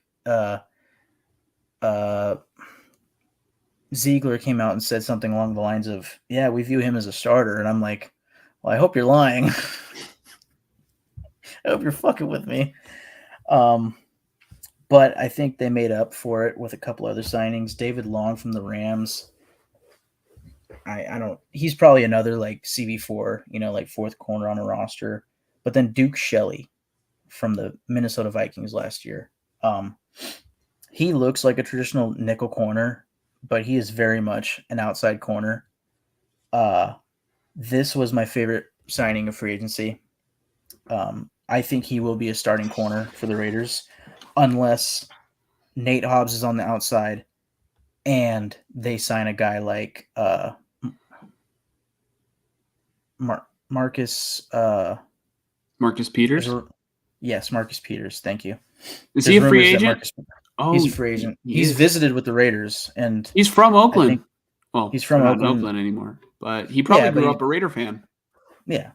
So, and just the way that the defense overall is, positioned. It's a lot of young depth, and a few starters that are, veterans, but a lot of the starters are also very young, So if you can get a guy like Marcus Peters to come in and help in the backfield, that'd be great, So, yeah, I mean, if I were to project it right now, I would like to see a Nate Hobbs, Duke Shelley, Tyler Hall cornerback trio. But I could see not to cut you off, but isn't Marcus Peters kind of old? He's like 31, maybe 32. He is 30 years old. So, I mean, as long as he's still agile, I think that's the most important part. Yeah, I want to say but, 2 I mean, maybe seasons he can be like a Richard Sherman kind of guy where they were a dominant corner at one point, and they're going to come to a team that, they know the area. They were local. And at one point, I think Marcus Peters wasn't he a guy you probably hated? He was on the Chiefs, right? Yeah. Yeah. Oh, so Marcus Peters definitely was a guy that you disliked, similar to the way Richard Sherman was. So if you can add that guy and he can do something to really help, kind of be a coach on the field, like I said, Brian Hoyer has the opportunity to be, then I think I don't see why you wouldn't bring him in. He might take a discount in order to play for his home, his childhood team. Yeah. He went to McClellan's high school too, so. I don't know if he'd really go for a discount. I mean, at this rate, at this stage of free agency, it's more along the lines of just the best thing he can get. So I think, if the Raiders offer him a deal, but then the Vikings come and offer him $1 million more, he'll probably take the Vikings deal, But it also depends on how does he feel about the defensive fit, scheme fit, and just the overall team and all of that, So we'll see. Yeah, I think that's a good point. If it's like the difference of $1 million, but if it's a difference of maybe a couple $100,000, I think I don't know what the tax is for. Oh, that's a huge difference. Yeah, the state income tax in Nevada. I don't know. Yeah, I don't know what the tax is like in Minnesota. Like, but that's just one example. There's 31 other teams. Yeah, or 30 other teams because we're already counting two. Yeah. After Duke Shelley, Amik Robertson, another short boundary corner. When we drafted him, I thought he was going to become a nickel corner, but he's always been a boundary corner, and he was in college, and he was like really, really great in college. But in the NFL, I think he's a little short, Yeah. He did have a pick against the Niners. When he plays, like, he's a solid backup. Like, I like him. And from what I've heard from, not personally, but what I've seen, a lot of players on the Raiders say that, like, one of the best locker room guys is Amik Robertson. So that's a guy, I think, just based off of looking at this cornerback room, he is on the fringe. He's like a Malcolm Kuntz, where it's right at that 53 line, It depends on the guy like Faison, David Long. Do they make the team over Amik Robertson? But then when was he drafted? Because I'm very serious. I mean, I'm very curious because it almost sounds like you are describing Ambry Thomas, but for the Raiders. He was a 4th round pick under Mike Mayock. That's so if it was under here. So you said Amik. Maybe 2020, 2019 draft. I don't know. Okay. In the 2020 draft. So, all right. Wait, I could find out right here, actually. Yeah. So, Ambry Thomas was in the 2021 draft, and Amik was in the 2020 draft. But it sounds like similar situations for both these guys. They're like fighting, just to stay on the team. Yeah. And, you said undersized, and so. Yeah, last year, for the first year of McDaniel's tenure, it felt like he was fighting to stay on the team, and like he was kind of he had the odds against him, but he made the team, and he got a lot of playing time last year because of injuries to like Nate Hobbs and such. Mm-hmm. So, Sam Webb, backup corner, outside looking in. Ike Brown, outside looking in. Jordan Perriman, undrafted free agent. We'll see. Give him some time in the preseason. We'll see. Maybe a practice squad sort of guy. Mm-hmm. And then other than Nate Hobbs, the one guy, other than Nate Hobbs and Duke Shelley, this is the other guy that I would like to see starting for this team. Jacorian Bennett, 4th round pick from this year's draft. I didn't pay much attention to minicamp. The one thing I heard, other than Josh Jacobs and Jimmy Garoppolo not being present because of their situations, the only thing I heard from minicamp was that Jacorian Bennett was standing out. He's a very fast corner. He's got like the quintessential height. He's like 5'11", Mm-hmm. Who is throwing the football? You said this was minicamp, or I'm pretty sure this rookie camp, or was it OTAs? I think it was OTAs. because he was going up against like Philip Dorsett and stuff, and he was like stopping him. Like Dorsett's a fast guy, So and it he was was like Brian running routes for Hoyer, him. Aiden O'Connell, and Chase Garbers. Hmm. So 3 quarterbacks. Okay. Yeah. So Jacorian Bennett, that's the one like gleaming glimmer of hope on this defensive backfield, or at least a corner, other than Nate Hobbs and, in my opinion, Duke Shelley and Tyler Hall, So that's 4 guys that I think are solid. And then a couple of guys like Faison, David Long, Amik Robertson, who are like, backups. Mhm. But we'll see how it all shapes out come the end of preseason. So that's it for corner. Free safety. Trevon Merrick, former second-round pick, is the penciled-in starter. I don't think he had the best of seasons last year. I want to say last year was his second season, so he still has time to like figure it out. And it was his first year in this new defensive scheme. So I'd like to see him improve this year, but if he doesn't, the Raiders signed a free agent named Jaquan Johnson from the Buffalo Bills, who sounds to me like more of a special team sort of guy. I don't see him seeing the field that much. Mhm. But they drafted in the 5th round Christopher Smith out of, I believe, Georgia, and I will not be shocked when this guy sees the field like early on in the season. I know he's a 5th rounder, but this is like your cerebral player, like usually you hear about the Raiders drafting, high upside, physical freaks, right? This is the guy who's like, he's not that fast. He didn't have a crazy combine, but he just fucking made plays and he's super smart on the field. He makes the right decisions. I can totally see him finding his way onto the field early on in his career. And he can find his way on the field as soon as, like in nickel formations, but what could really get him on the field is if Trevon Merrick doesn't get any better, I know and you if, of were course, very excited for Trevon Merrick just a couple years ago. I was very excited. I thought he could have been our 1st-round pick when we drafted him, and he was Do our you 2nd-round pick. So are you just underwhelmed by him, physically in terms of like how it's been able to transfer to the NFL? Or do you kind of feel like maybe it's the football IQ that might be the issue on why you're not so high on him? Have there been like a lot of big plays that have gone, kind of on him?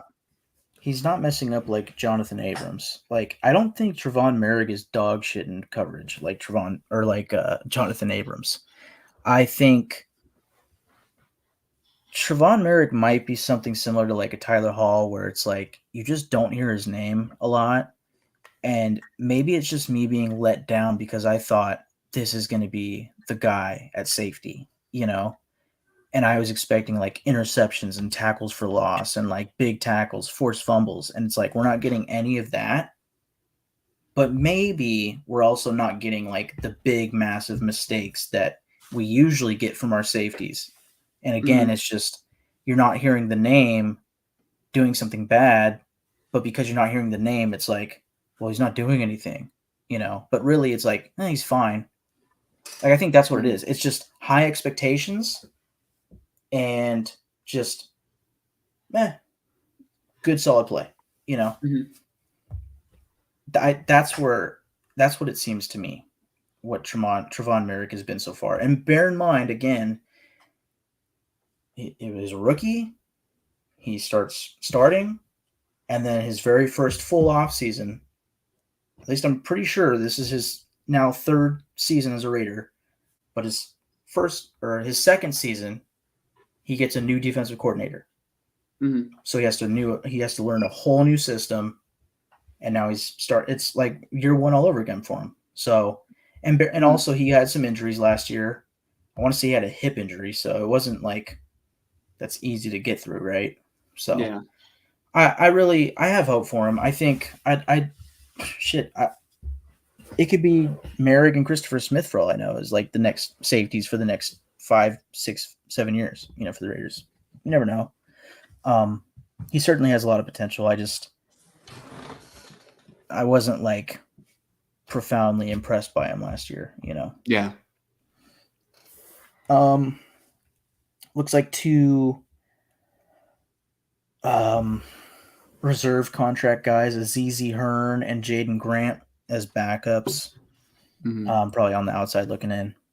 And then at strong safety, Marcus Epps, one of the early free agent signings this year, coming out from the Eagles. For the Eagles, I think he was like more of like the fifth, not fifth defensive back, but like third safety, maybe second safety sort of thing, kind of a box safety, maybe plays a lot in the nickel. I don't know.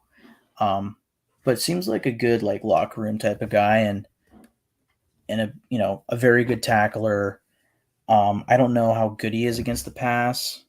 But he might be sort of a tone setter, and again, just for comparison, better than Jonathan Abram. So, I'm going to say Roderick Teamer first here as the backup. Not because I think he is the first backup, just because I want to save this last guy for last. Roderick Teamer's been on the team, no pun intended, for a couple years now, like maybe 3 years with the Raiders. Solid special teamer. Again, no pun intended for teamer. And a solid backup at safety. Like he's been okay, but he's a guy that would be like right maybe around 55 for the roster this year, in my opinion. But maybe he makes the team because special teams and yada yada yada, versatile, so forth. Last guy, Isaiah Pola-Mao. Isaiah Pola-Mao, the nephew of Troy Polamalu. Dude, tell me why I was gonna be like, yeah, but I bet you wish he was Troy Polamalu. Yeah, that would be fantastic because I think, in hindsight, from my childhood, one of my all-time favorite players is Troy Polamalu. In hindsight, like at the time, I was like, I despise this guy. I hate the Steelers, yada yada. But now it's like, dude, we didn't appreciate Troy Polamalu enough. That's how special he was. Yeah, I mean, as a Niner fan, I'm kind of seeing like almost the second coming of Troy Polamalu in Talanoa Hufanga. But obviously Polamalu he's a Hall of Famer, right? Yeah, I was gonna say, from what I've seen of Hufanga, like he is great. He is an All-Pro, but he is nowhere near Troy Polamalu, and that's not a knock on Hufanga. It's not. That is no. Polamalu was a world-class talent.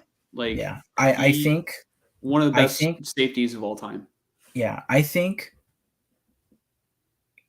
like in 10 years from now, if somebody asked me like, give me your top 5 players you've ever witnessed, ever, I think Troy Polamalu would still be in that list.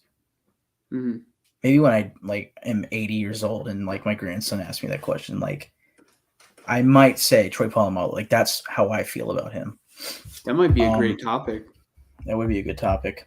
Hey, we might have just did something there. So my thing about Polamalu, there's been a lot of talk. He's a strong safety. He's more of a box safety. He got a little bit of playing time last year, and he didn't do too much pass defense. It was more of run defense, and he was very good at it. To the point where people are wondering, are they going to convert him to linebacker? And this would be another safety turn linebacker, if so. And I would be all for it, just because of how good he seemed to play, like in the box. But that's one of those we'll see type of things. I'm perfectly fine with him at safety. It seems like he is solid. But yeah, I like him, and he's good on special teams. Yeah. Like this is the type of backup I like. Somebody with a lot of potential, but you don't really know. But when he's on the field, he still makes plays. It's not like he's just like he doesn't know what he's doing. this is a guy that I think I definitely want to keep an eye on. You saying that he's Troy Polamalu's nephew definitely has me super intrigued because Hufanga, from his rookie season to his second season, became an all-pro athlete after training with Troy Polamalu. Like they both came from USC. I would imagine that. What did you say this kid's name is? Isaiah Polamau. Isaiah Polamau. I would imagine that he has access to also get that same training from his uncle. And I think honestly, I'm surprised I don't see more Islanders in the NFL. They are incredibly gifted athletically, and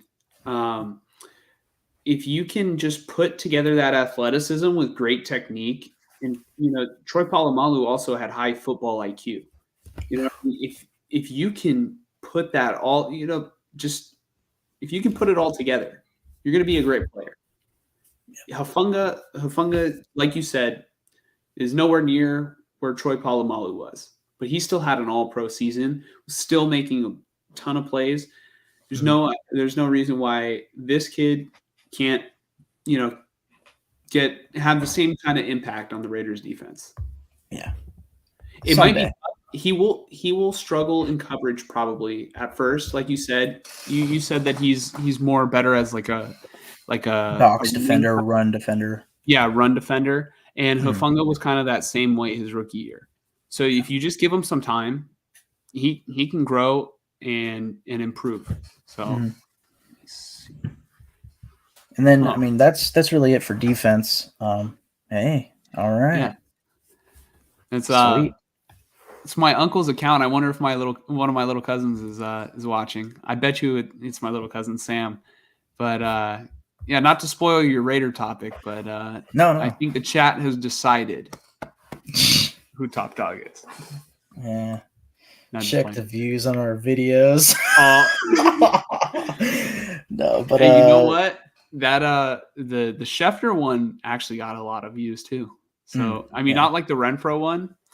I don't know what it was about the Renfro one, but that one specifically. Hot topic. This is a hot topic.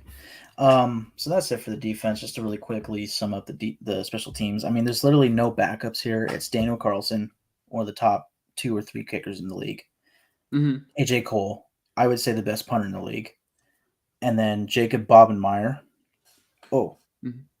Bobenmoyer. Sorry. Free agent acquisition at long snapper. We used to have Trent Sieg. Don't know why we replaced Trent Sieg, but it's a long snapper. As long as Bobenmeyer can be good, I don't care.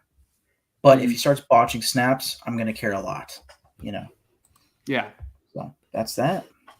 Yeah, typically, I mean, you don't carry more than one long snapper. So as long as they're not messing it up, they're going to continue to, be the long snapper for the foreseeable future.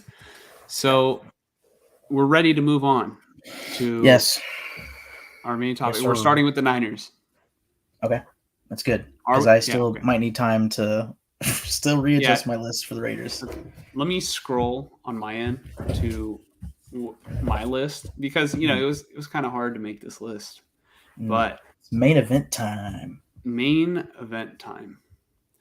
We are going to be discussing our top 5 favorite 49ers of all time, and then after we're done, we're going to be discussing top 5 favorite Raiders of all time. I just want to preface this by saying that we are not discussing who the best players are. We are merely discussing who our favorites are. And for me personally, I try to keep my favorites to people who I actually witnessed play. And so they had an impact on my fandom of the game and, players that I just love. So why don't you start us off, Mike? Why don't you kick us off with, who's your number 5? And we'll try to go through this quicker than we did, with the other top 5. Yeah, for sure. My number 5, and for both of these lists, it's like I kept going back and forth, and I'm still going back and forth on my Raiders list, but whatever. Number 5, Alex Smith. Interesting. Yeah, I was thinking about it, and I was like, you know what? I really came to appreciate him, and even as a fucking Chief, like I was just like, this dude really like turned it all the way around, you know? Oh yeah. Because I As soon as remember when Harbaugh got in there, his Yeah. career just like continued to go upward, skyrocketed. except for the Kaepernick year, and then he got released. Well, he got traded to the Chiefs, Yeah, and didn't rest was history. didn't Mike Singletary bench Alex Smith for like Troy Smith? Troy Smith, yeah, Yeah, like Dude. it was getting so bad for Alex Smith that it was bona fide. Like he's a bust, you know, ex first overall pick. It's just not working out. He was making horrible play after horrible play, and then like you said, Harbaugh comes in and just 180'd, and he just took off. Yeah, it's crazy what a head coach can do when they actually believe in a player and tell him he's good instead of breaking him down. And I looked into the camera because I'm talking to you, Kyle Shanahan. You know what you need to do. Yeah, there's some fond memories with Alex Smith winning playoff games, and like the Saints game. That was one specifically with the rushing touchdown, right? Yes. Can you tell the story of you watching the Saints game with your stepdad? No, you don't want. No, I'm not telling that story. It's funny, but it's it is funny, but I'm not telling it. Yeah, I was a kid, so fuck it. Who cares? Yeah. Long story short, Mike got put in his place by the fucking 49ers. Yeah, well, okay. I'll sum it up by saying I went into the game rooting for the Niners because like my family was rooting for the Niners, and I mentioned something about the Niners defense, and something was said to me about how bad the Raiders defense was, and a switch flipped inside of me that said, well, now I'm rooting for the Saints. You know, you're going to talk shit about the Raiders, fuck the Niners. And I started rooting for the Saints, and I got a little loud about it, you know. So when the Saints got their, game-leading touchdown with like less than a minute left or whatever it was, I was like loud about it, like, oh, and like idiot middle school kid or whatever. And I thought the game was over. And then, of course, at the end, the Niners win it, and yeah, I looked stupid. So it was funny. Real quick, I want to read this comment. It's very interesting. It's my uncle giving his perspective. So my uncle doesn't closely follow football. I'm sure that maybe he did at a certain point, but he said that Jim Plunkett was an awesome quarterback, but that was in the 80s. Plunkett was also a Raider quarterback, right? Correct. And he won Super Bowls, right? He won 2 Super Bowls as the Raiders starting quarterback. He was drafted. I want to say he was drafted by the Patriots, like first overall. Then he went to the Niners. Then he went to the Raiders, which is funny because that's the same trajectory, other than the first overall pick, as Jimmy Garoppolo. Also, I think Plunkett was in the 70s because in the 80s it was Joe Montana. He was drafted in the 70s, but he won the Super Bowls in the 80s. No, but I'm talking about his tenure with the 49ers. Oh, yeah. But so I guess if we're talking Raiders wise, that was definitely in the 80s, right? So yeah. So, but if he's talking Niners, then he's talking 70s. Yeah, Jim Plunkett's interesting. That is an interesting name. I wonder if he's on your list. No, I don't think he's on your list. Yeah, my list. Because you didn't really watch him. Yeah, my list is exclusive to players that I've only seen as well. So yeah, I'd love to make a list of like actually breaking down who the best players of all time for these teams are, but it'd be better if like we had seen the players, Yeah. So we're gonna get to the Raiders after we're done with our 49ers list. Yeah. Okay. So I don't have much else to say with Alex Smith. I love his story, And then at the end with Washington with his leg, it was like insane and really sad. But then like the fact that he came out of it and actually played again, it was like this dude went through it all in his career, And like, when the Niners got Kaepernick and he started taking off, in place of Alex Smith because Smith was hurt, it was hard to say who should be the quarterback, but it was pretty clear it should have been Kaepernick. And then, of course, they trade Alex Smith, and he goes to the Chiefs, and what do? They fucking win. It's like, I don't know. Alex Smith was just interesting. And well, they win games, but not a Super Bowl with Alex Smith. But Yeah. Alex Smith would eventually become the bridge quarterback for Patrick Mahomes, who is arguably one of the best quarterbacks who has ever played in the NFL. Yeah. But I think that's when Alex we're Smith like was with the 5 years Chiefs, into his career, 7 years into his career. Yeah, I want to say when Alex Smith was with the Chiefs, though, I want to say they were winning the division like every year. Could be wrong, and then but they I'm pretty sure. couldn't get far in the playoffs. No, I'm They forgetting. blew it one time against No, the Colts. I'm forgetting Peyton Manning on the Broncos. What about him? That was probably the same time. Same time as what? As Alex Smith on the Chiefs. So the Broncos were winning the division. Yeah. But anyway, they were still winners. You're making the playoffs, so forth. So give me your number 5 all-time Niner. My number 5 all-time Niner is George Kittle. He was also on my other list for current favorite 49ers, and he was a little bit higher on that list. But in terms of like all-time, I'm just gonna say it again.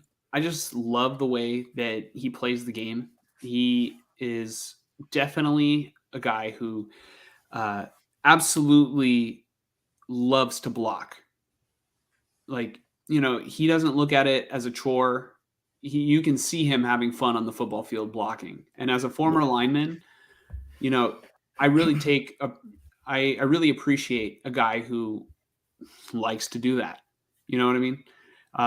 Because there are definitely some diva tight ends that we've seen in the past who, they just want to catch the football, and maybe they don't block as well.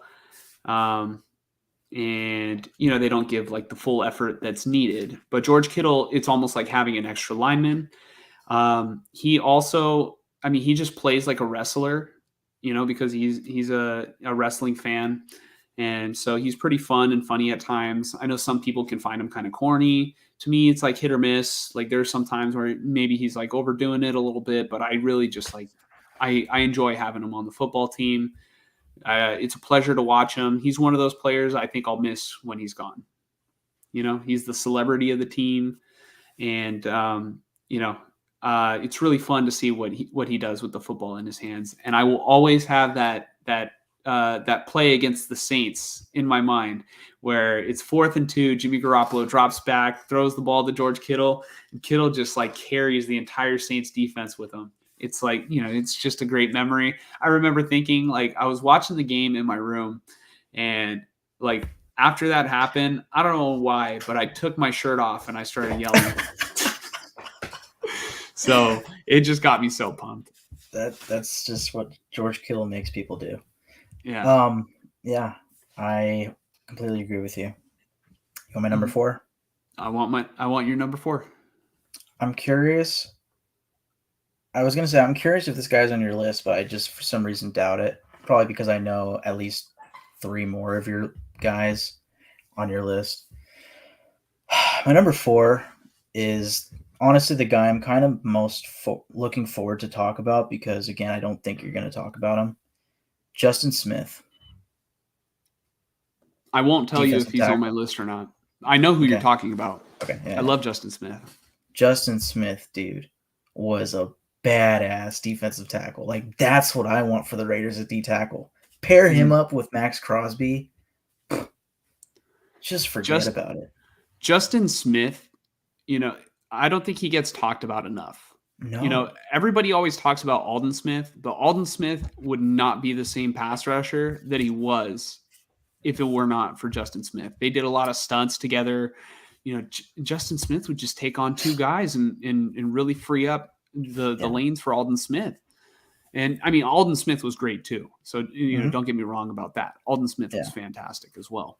But Justin Smith, man, I think they called him the cowboy, or the sheriff or something, That might have been Peyton Manning, but man, he was a grown man. He would manhandle offensive linemen. Yeah. Excuse me. There you go. That it's just I'm not trying to make this about the Raiders, but that's what I've been saying the Raiders need is a top tier defensive tackle because you have that to pair with Max Crosby and a Chandler Jones or Tyree Wilson. It's like having that defensive tackle who's like top 5 in the league, great pass rusher that can do stunts and like manhandle offensive linemen. Like that's so big for the defensive line. Like the Niners were the number 1 defense at the time. You had guys like fucking Aldon Smith breaking records. It's like that's what you need is a great defensive tackle, and Justin Smith was exactly that. And people forget that he was like, I would say, the best defensive tackle in football at the time. Mm-hmm. Yeah. So. We've also got another comment from my uncle. By the way, we really appreciate the comments. Yeah. For him, Ronnie Lott, one of the best safeties. Ronnie Lott was, in my opinion, probably the best safety of all time. Unfortunately, like you said in the previous comment, we're a little young, so it was before my time, before I could really watch him. But I've just heard stories that people would avoid the field, that side of the field with Ronnie Lott. Mm-hmm. He would put people in the hospital. I'd imagine. From what it sounds like to me, Ronnie Lott was a step above, and this is crazy for me to say, for me, was a step above of Troy Polamalu. So yes, and they're both Hall of Famers. Yeah. So like we're talking about, Hall of Fame is a tier, and then there's like greatest of all time. And I think Ronnie Lott is probably the greatest safety of all time. Yeah. Yep. So, were you done talking about Justin Smith? Yeah, I want to hear number 4. Yeah. I just want to say again, Justin Smith was a great pick by you right there. I would love to have put him higher, but these next 3, I have more emotions towards. Mm-hmm. My number 4 is Vernon Davis. So, I really have a lot of fond memories of the Harbaugh era, and Vernon Davis was like the best vertical threat that we had. And, I just thought that he was such an explosive player, and he kind of showed me that like tight ends are, can be a very, very valuable, position on the team.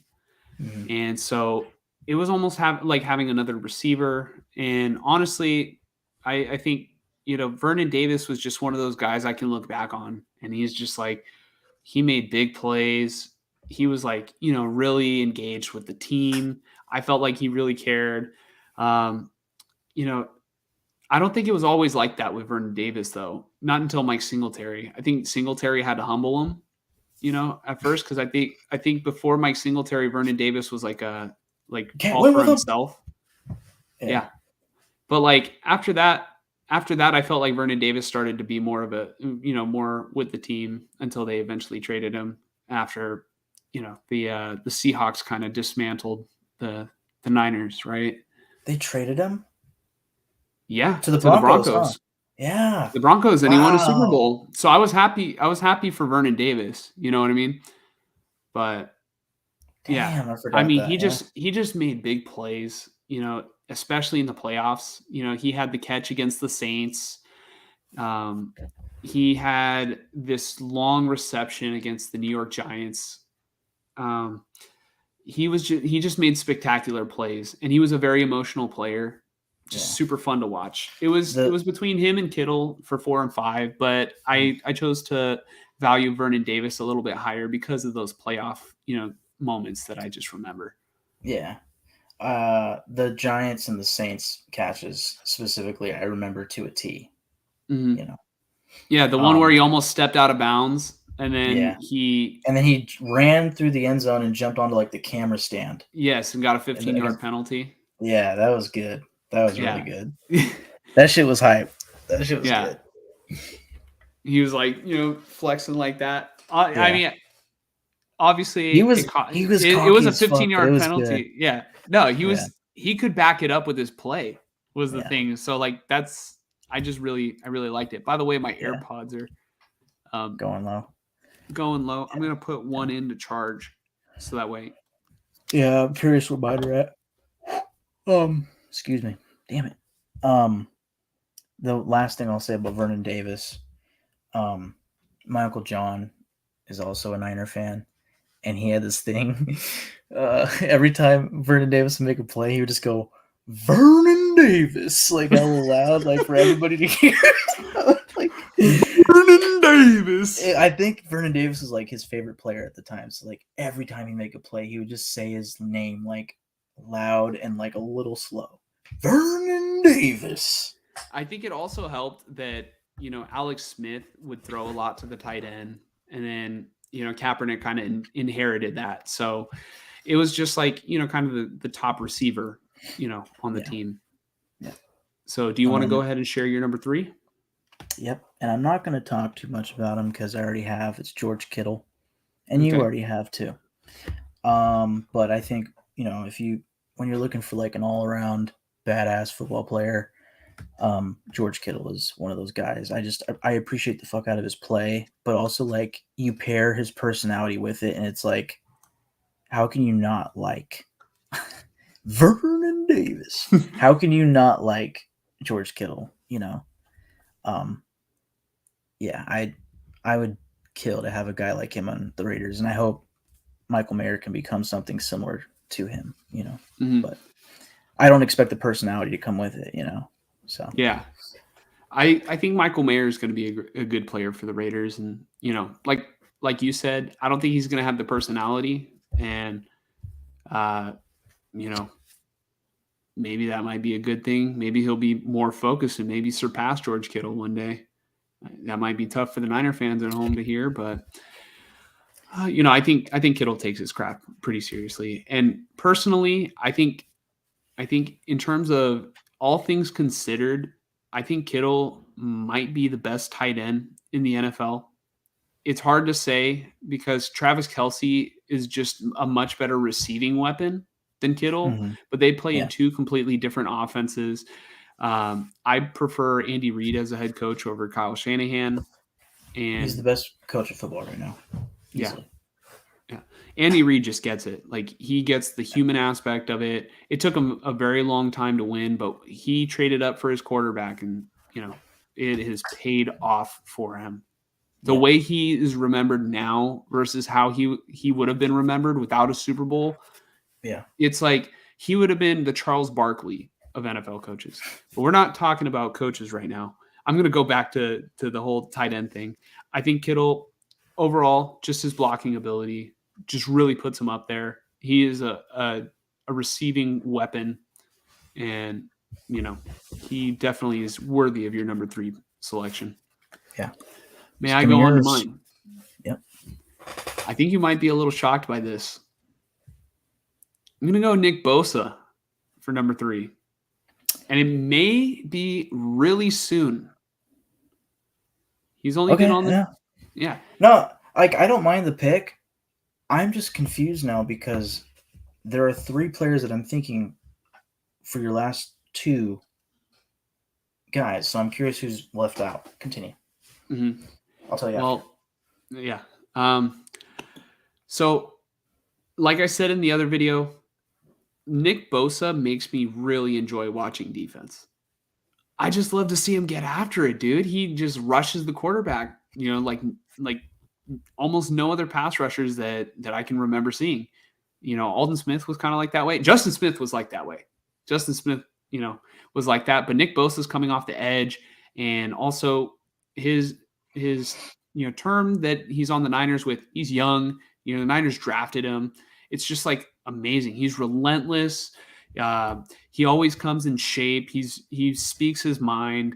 He's absolutely built. And I had one of my notes here was he is one of the most built football players I've ever seen. Definitely in person. There are a couple other players that I've seen, like Eric Reed was definitely built But in terms of not in person, Justin Smith and Nick Bosa are definitely two people who are absolutely built. But Nick Bosa's like his muscles are defined and everything. Not that really will always translate to the football field, but still, it's just like crazy when you consider everything he does on the football field. But yeah, man, like the reasons I said in the other video, he's just a pleasure to watch on the defensive side of the football. 100%. And he was on my top 5 current Niners list for the same reason. Mm-hmm. So now it's my number 2, right? Oh man, my girlfriend's giving hard eyes to Bosa, but not to me. You know what? It's okay. For Nick Bosa, it's okay. I'll let it slide just this one time. Okay. Just this once. All right. Because I'm over here hyping up his muscles. Yeah, only because I'm hyping up his muscles. But Yeah. if you're looking at any other time of the day, okay, can't do it. Yeah. His muscles are almost as big as mine. Also, my uncle says, great podcast, guys. Keep up the good work. Thank you. We really appreciate you checking it out and commenting. Honestly, it's great to be able to put the comments up on the screen. This is fun. This is our first time really getting a bunch of comments. Yeah, we appreciate it. Everybody in the audience today, you guys have all been awesome. So we're gonna try to round out the podcast and yeah. Yeah. So my number 2 all-time favorite 49er is Patrick Willis. Patrick Willis, okay. Yeah. I don't know why I'm at a loss for words. This dude's one of the greatest linebackers of all time. I agree. I will stick with that. That's another, point that I will have for a long time. Like when it comes to like Polamalu, like when somebody asks me who's one of the best, or give me like your top 3 linebackers you've ever seen, like Patrick Willis will be on that list. Mm-hmm. And I really don't his career was too short. I understand why he retired. I get it. But the what do you call it? I just wish there was more, at the end, because when he retired, that offseason was crazy. When Harbaugh left and it was like everybody either retired or got cut. It was weird. It was heartbreaking. Yeah, it must have been tragic. But when he retired, it was like, no way. Like, are you kidding? It felt too soon. He was still at the top of his game. I think he played for 8 seasons, and it was like, oh man, this is too soon. And then it's like, at least we have Chris Borland. And then Chris Borland said, yeah, I'm out too. Yeah, I'm retiring after 1 season. Yeah. Yeah. But yeah, I mean, maybe you have Patrick Willis on your list and you have a lot more to say, but I just one of the greatest linebackers of all time. Hard hitting. Like there's that one play where he tackled a Jets player and it looked like he just folded him in half. Yeah. It was not cool. Like in today's NFL, he would get kicked out possibly, but like I don't care. That shit was crazy. Yes. He was playing in the time of like Ray Lewis and stuff. It was like that was the time to be a linebacker. Mm-hmm. Just an absolute badass. That was the era of like badass linebackers. Yeah. Yeah. So, is it my number 2 now? Yes, sir. My number 2 is Frank Gore.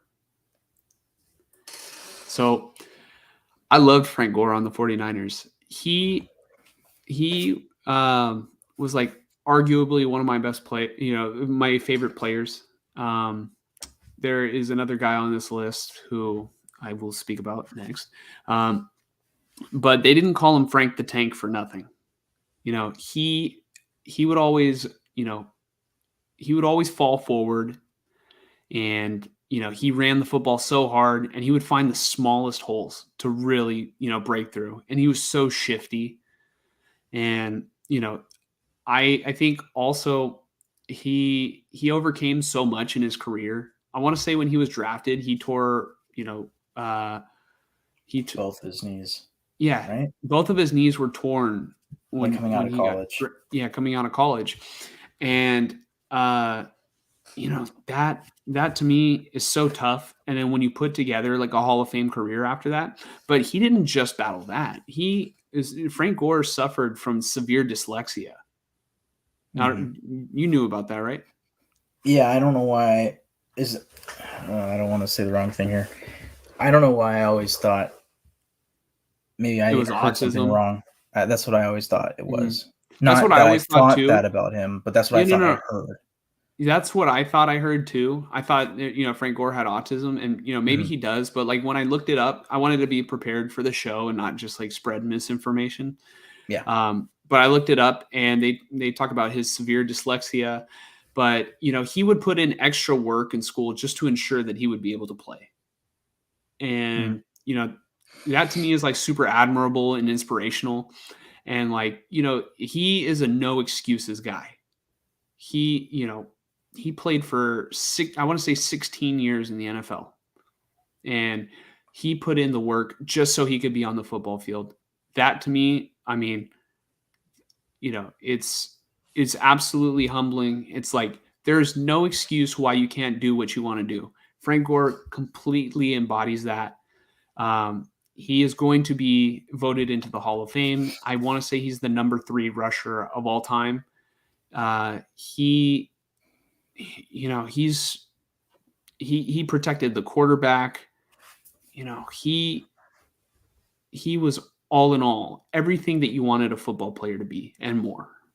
So it was an absolute joy to watch Frank Gore run, because, towards the end of of his career, like, or I guess middle end, because his career did like last for very long, but like at the end of his tenure with the 49ers, he didn't have the same burst that he had when he was younger, but he would still just like find an opening, and even if he couldn't take it all the way for a touchdown, he would have big runs. And he was behind a lot of terrible offensive lines with San Francisco, and considering that, and the fact that he's one of the top rushers of all time, I think it just adds on to his, there are no excuses.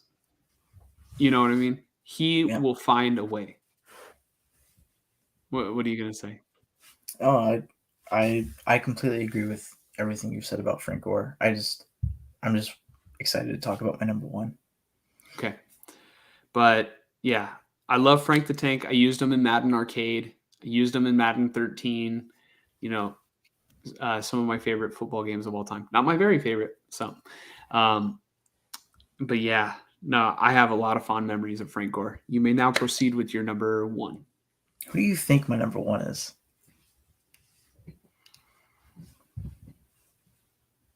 Your number 1 favorite 49er of all time? Because I'm pretty sure I know your number 1, but you might shock me. Okay. Which, if I know your number 1, then I'm going to be a little confused about something that I will talk about. My number 1 is Trey Lance. No, I'm just joking. Now that would be crazy. Who is your number? All right, let me really think. Is it from the Harbaugh era? Yeah. He's from the Harbaugh era. It's not Navarro Bowman, is it? No. Is it Joe Staley? No. He's an honorable mention. You want to hear it? Don't tell me. No, just kidding. Go ahead. Is it Michael Crabtree? Vernon Davis. Oh my God. No. I'm just kidding. It's Frank Gore. Legitimately, it's Frank Gore. Okay. Yeah, come on. Yeah. Yeah. Duh. So, you've said in the last show too, I botched what your number 1 was. I botched it again today. Yeah. What did you think my number 1 was last time? Last time I said something stupid like, "Oh, is it Jimmy Garoppolo?" Or something like that. Yeah. So Alex Smith, Justin Smith, George Kittle, Patrick Willis, Frank Gore. Yeah, I'd say I double everything not double, but I repeat everything you said about Frank Gore. Just the fact that he lasted as long as he did in the NFL as a running back, like he even post Niners, which it felt like when he left the Niners, like, we talked about Patrick Willis and Chris Borland and even guys like Luke Kuechly and stuff like retiring early. Like, you think about the shelf life of a running back. It's like the fact that Frank Gore did what he did with the Niners and then left and still played for like 4 more years and ended up with what, like an 18-year season or 18-year career. It's unheard of, and it will never happen again at running back. Not the way that the running back position is nowadays with the NFL. It's not happening again, period. Not like that, at least. Not like that, but like even if a running back lasted that long, they wouldn't start for as long as he did. They wouldn't get the numbers that he did. And that's why he should be a first ballot Hall of Famer. He probably won't be, but he should be. He definitely should be. He should be. And I, like you said about his like personality and like just always fighting and stuff like that, like, yeah, I don't know how you can't like the guy, appreciate him as a player and everything, Mm-hmm. So yeah, he's my number 1 Niner of all time. Okay. I'm going to go ahead and I'm going to, I'm just going to say it. My number 1 favorite 49er of all time is Colin Kaepernick. Now, he might not be as likable as Frank Gore was, but I would argue nobody is. But when I first, started, watching the 49ers, it was Alex Smith's team. I was an Alex Smith guy. I thought Alex Smith, when he got injured, I thought he should regain control of the team after he was cleared, from his injury. However, Kaepernick really took the job, and Harbaugh never looked back. You know what I mean? It was such a crazy time. He added a dynamic to the offense that it just didn't have. Just having the quarterback be able to run the football. It was something that, like, oh man, like I had never seen on the 49ers before. But that's because I'm too young. Steve Young, obviously was a good runner of the football. But just seeing Kaepernick and having the whole Alex Smith versus versus Kaepernick was like the next Montana and Young, for my generation, right? People were kind of divided on it, but Kaepernick took over playoff games. When he did what he did to the Packers, it was like there's no looking back at all. Like, he set the single game record for rushing, for a quarterback, right? And I became obsessed with him after that. He was like the wallpaper on my iPod Touch, and he was like the first NFL player that I really paid attention to, like, in their career. Mm. Like, I just really loved watching him, and I really thought that he would eventually bring a Super Bowl to the 49ers. And, even as recent as a couple of years ago, remember we did that Madden franchise, and I put Kaepernick back on the team. And,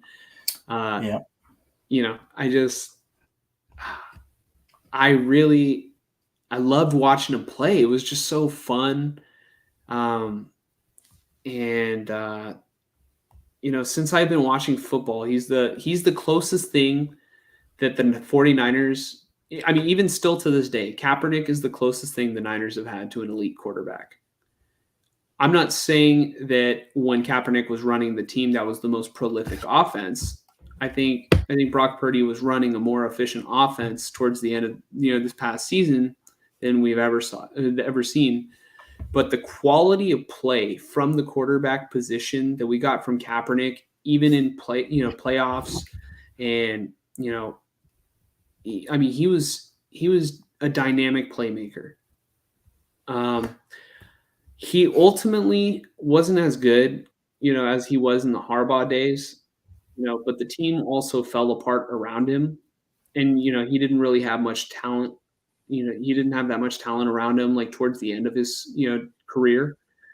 And you can say what you want about like the political stance that he took, but I really admire that he was passionate enough about like what he believed in that he sacrificed his career for it. And I think it was a noble cause. But in terms of football, I think football, sort of became secondary to him.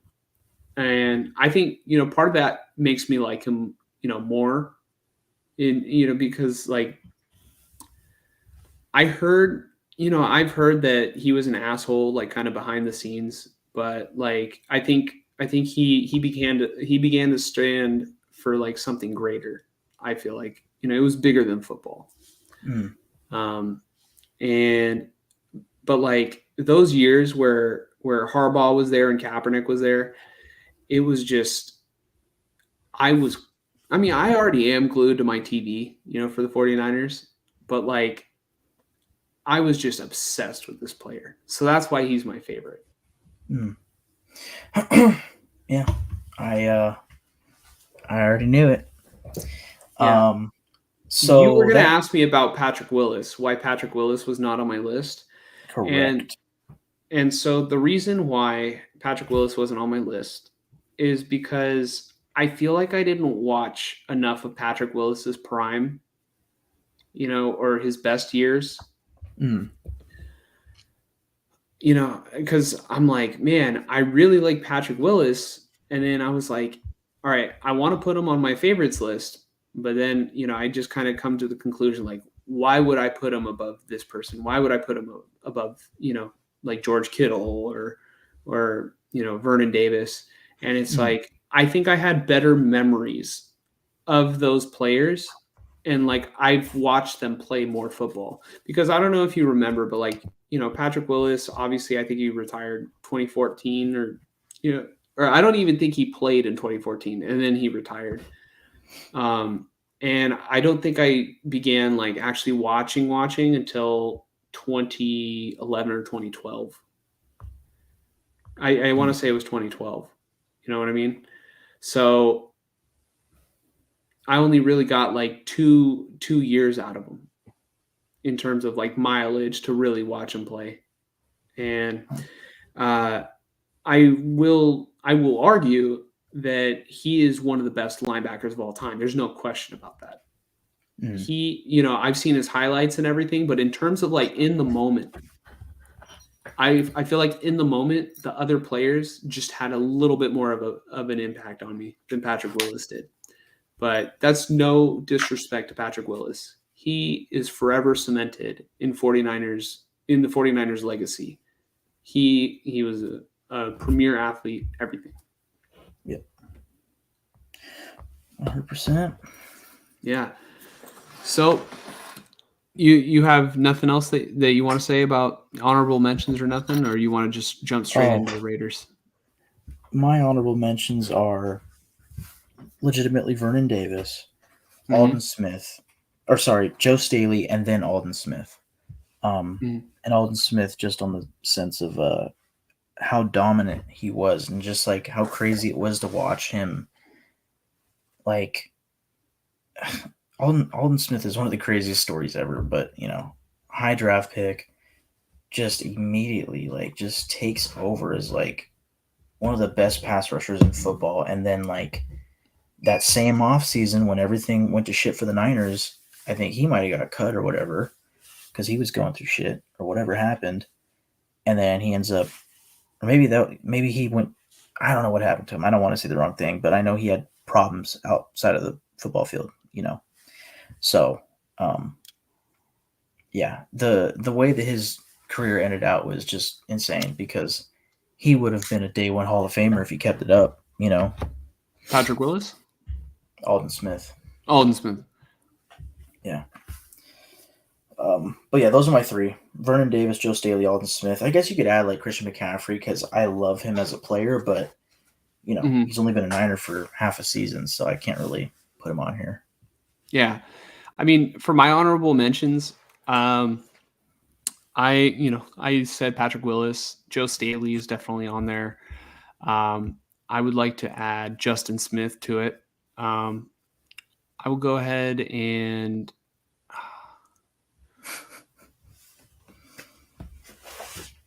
Am I gonna add him? I'm gonna go ahead and add Jimmy Garoppolo on there. You were a massive fan of Jimmy Garoppolo post Kaepernick. Yes. Yeah. I think it had to do with the fact that like he kind of restored the faith that I had in the franchise. Yeah. Yeah. But let's, if I think of any others, I guess I'll say it later. You know what I mean? I loved a lot of Niners in my day. Yeah. So, currently too. But let's go ahead and move on to the Raiders and let's get out of here, huh? Yeah, let's do it. So we're going to be talking about our top 5 Raiders, or top 5 favorite Raiders of all time. I guess I will go ahead and go first. And I know you are dying to hear my list. Yeah, I'm very intrigued. Okay. So this is probably something that you wouldn't really usually think about, Uh-huh. Especially because in your lifetime, the Raiders haven't been too special. So my number 5, and I don't want this to reflect the rest of the list because I swear the list gets better. But my number 5 is Sebastian Janikowski. Oh, that's great. No, that's good. Yeah. Okay. So Janikowski. Can I just I know you're gonna say like, no, I don't want to spoil it, but like, is Jimmy Garoppolo on this list? No, because that's not fair. Okay, cool. Thank you. All right, continue. No, Jimmy Garoppolo is not on this, You're like, this list. No, I had to do a double take. I'm taking him off right now. Yeah. God damn it. Can I have Jamarcus Russell? No. Janikowski was one of the best kickers I've ever seen. Around the time that I started watching football, I know it was like kind of further down in his career, but he was like lights out as a kicker. And, he is the Raiders' all-time leading scorer. And, so that's definitely cool. I witnessed that, right? And, he will go down to me as, one of the only kickers of all time that you could argue was worthy of a first-round draft pick. You know what I mean? Like, you wouldn't normally take a kicker in the first round and be like, yeah, it was worth that pick. But you could argue that Janikowski was, because at the time he was drafted, the Raiders were on to the Super Bowl. And then, Janikowski became, like I said, the all-time leading scorer. And I think also what made me include him in my top 5 is the longevity he had, with the team throughout my lifetime.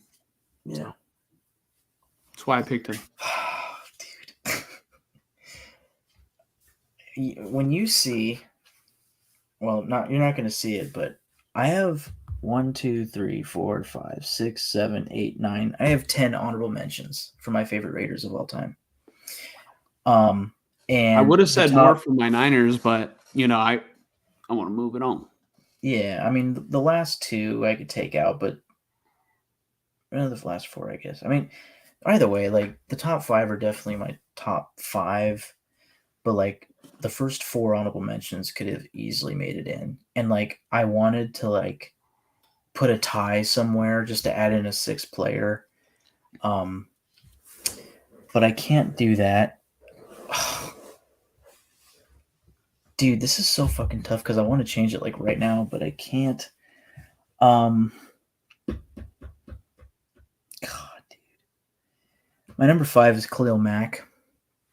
And maybe you were expecting him to be higher on the list. Probably, but I'm open ears. It's all time.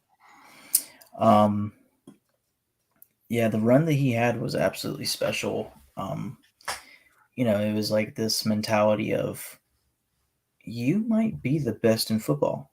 Well, early on it was like, oh, he might be special. And then it became like, oh, he might be like really great. And then it was like, oh, you might be the best in football. And he won Defensive Player of the Year he won Defensive Player of the Year, but he also was all pro at 2 different positions. It was like, yeah, you might be a Hall of Famer. And then everything happens with the contract, and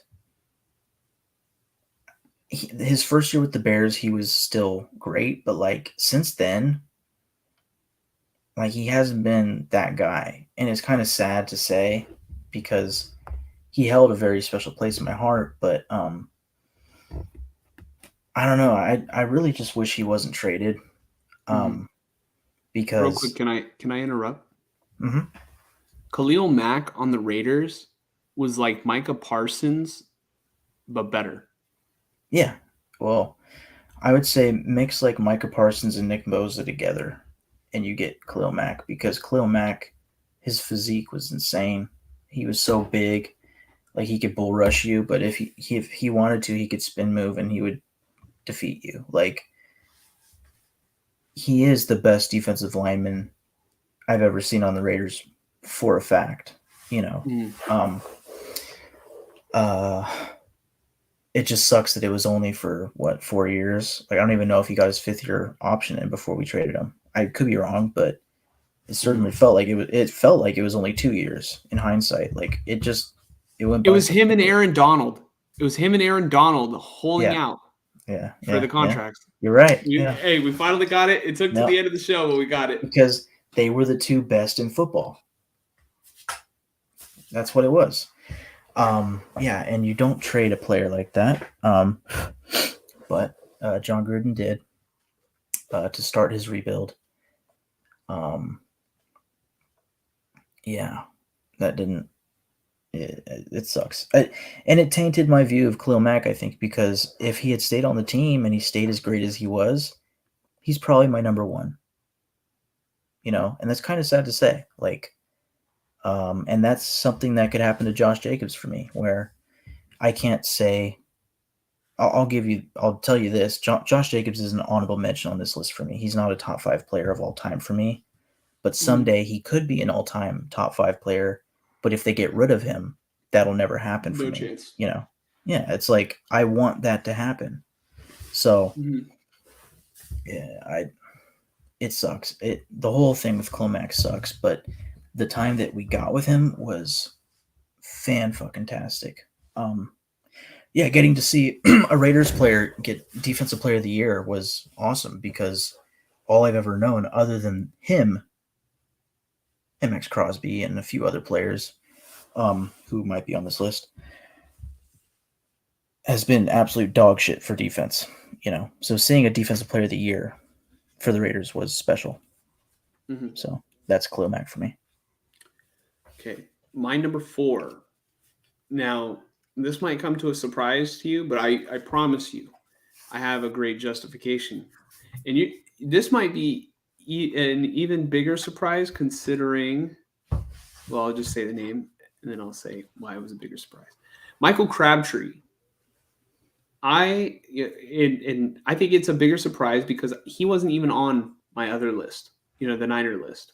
Right. But I thought it was awesome to see the way that Crabtree was able to come in and make an impact on the Raiders. I feel like he made an impact on the Raiders that he just didn't make on the 49ers. Like, he was more shifty and like elusive, like when he was a Niner receiver. But I feel like he was more of the, big body, physical, kind of one of the heartbeats to the offense.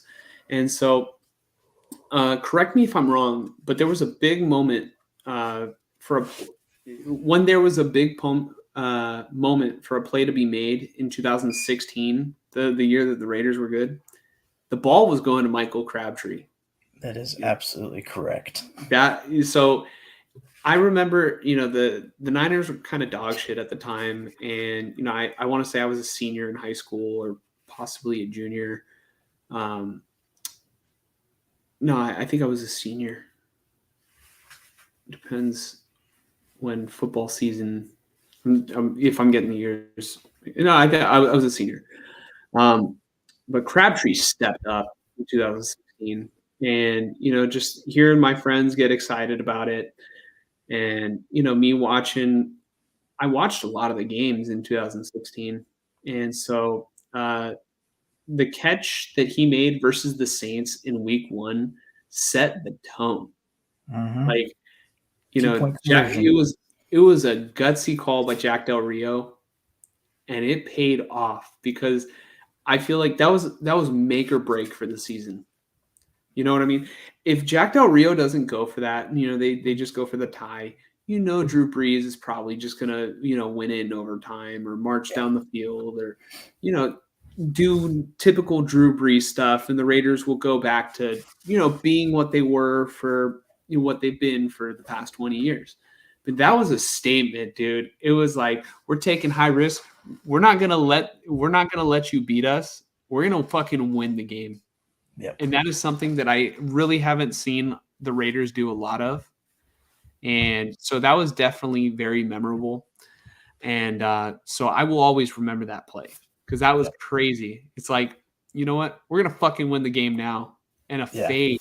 They threw up a fade to Michael Crabtree. And that was awesome. Derek Carr had so much trust built into Crabtree. It was insane. Yeah, no big play needed. It was him. And then there was also Seth Roberts was pretty good at the time. Seth Roberts was good, but also like if you wanted like a deep shot, it was Amari Cooper, Yeah. And also they would do a lot of like wide receiver screens to Amari Cooper. It was fun as fuck, man. It was fun. Yeah. And I think your choice for Crabtree at 4 is completely valid. I love it. And I will sprinkle in that he is another honorable mention for me. He is one of those 10, and he's not like a bottom 2 or 3. He's like right in the middle for me. Him being a former 49er also kind of sweetens it for me. But really, if you ask me what I remember most about Michael Crabtree, it's probably his time on the Raiders because he was awesome in 2016. Yeah. I'll say this, just to add to how much I really loved Michael Crabtree as a Raider.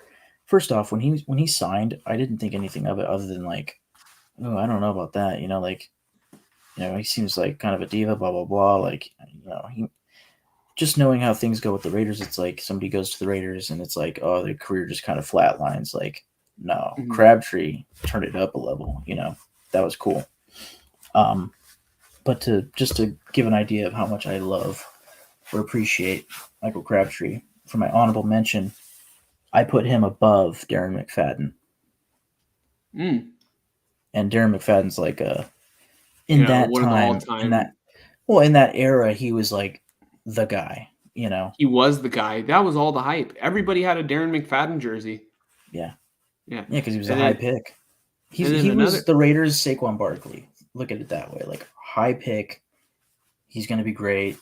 Crazy college highlights. But shitty teams. Yeah. Another thing I want to say, everybody's always going to remember, or at least, the people who saw it live, Aqib Talib and Crabtree's fight when Talib snatched Crabtree's chain for the second time. It wasn't even the first time. It was the second time. They got into a huge fight. And I want to say that was 2017. So that wasn't even the year that they were like still good. Yeah. But I was at the game. It was fucking crazy. Yeah. I remember the play before that. It wasn't Talib on Crabtree. I want to say his name is Chris Harris. And I think Crabtree was blocking Chris Harris and like might have thrown him to the ground or did something that Chris Harris didn't like, And then the next play, Talib was on Crabtree and he stole his chain and it was straight to the sideline, punches being thrown. But I was watching Chris Harris and Crabtree and like Chris Harris kind of throwing a fit.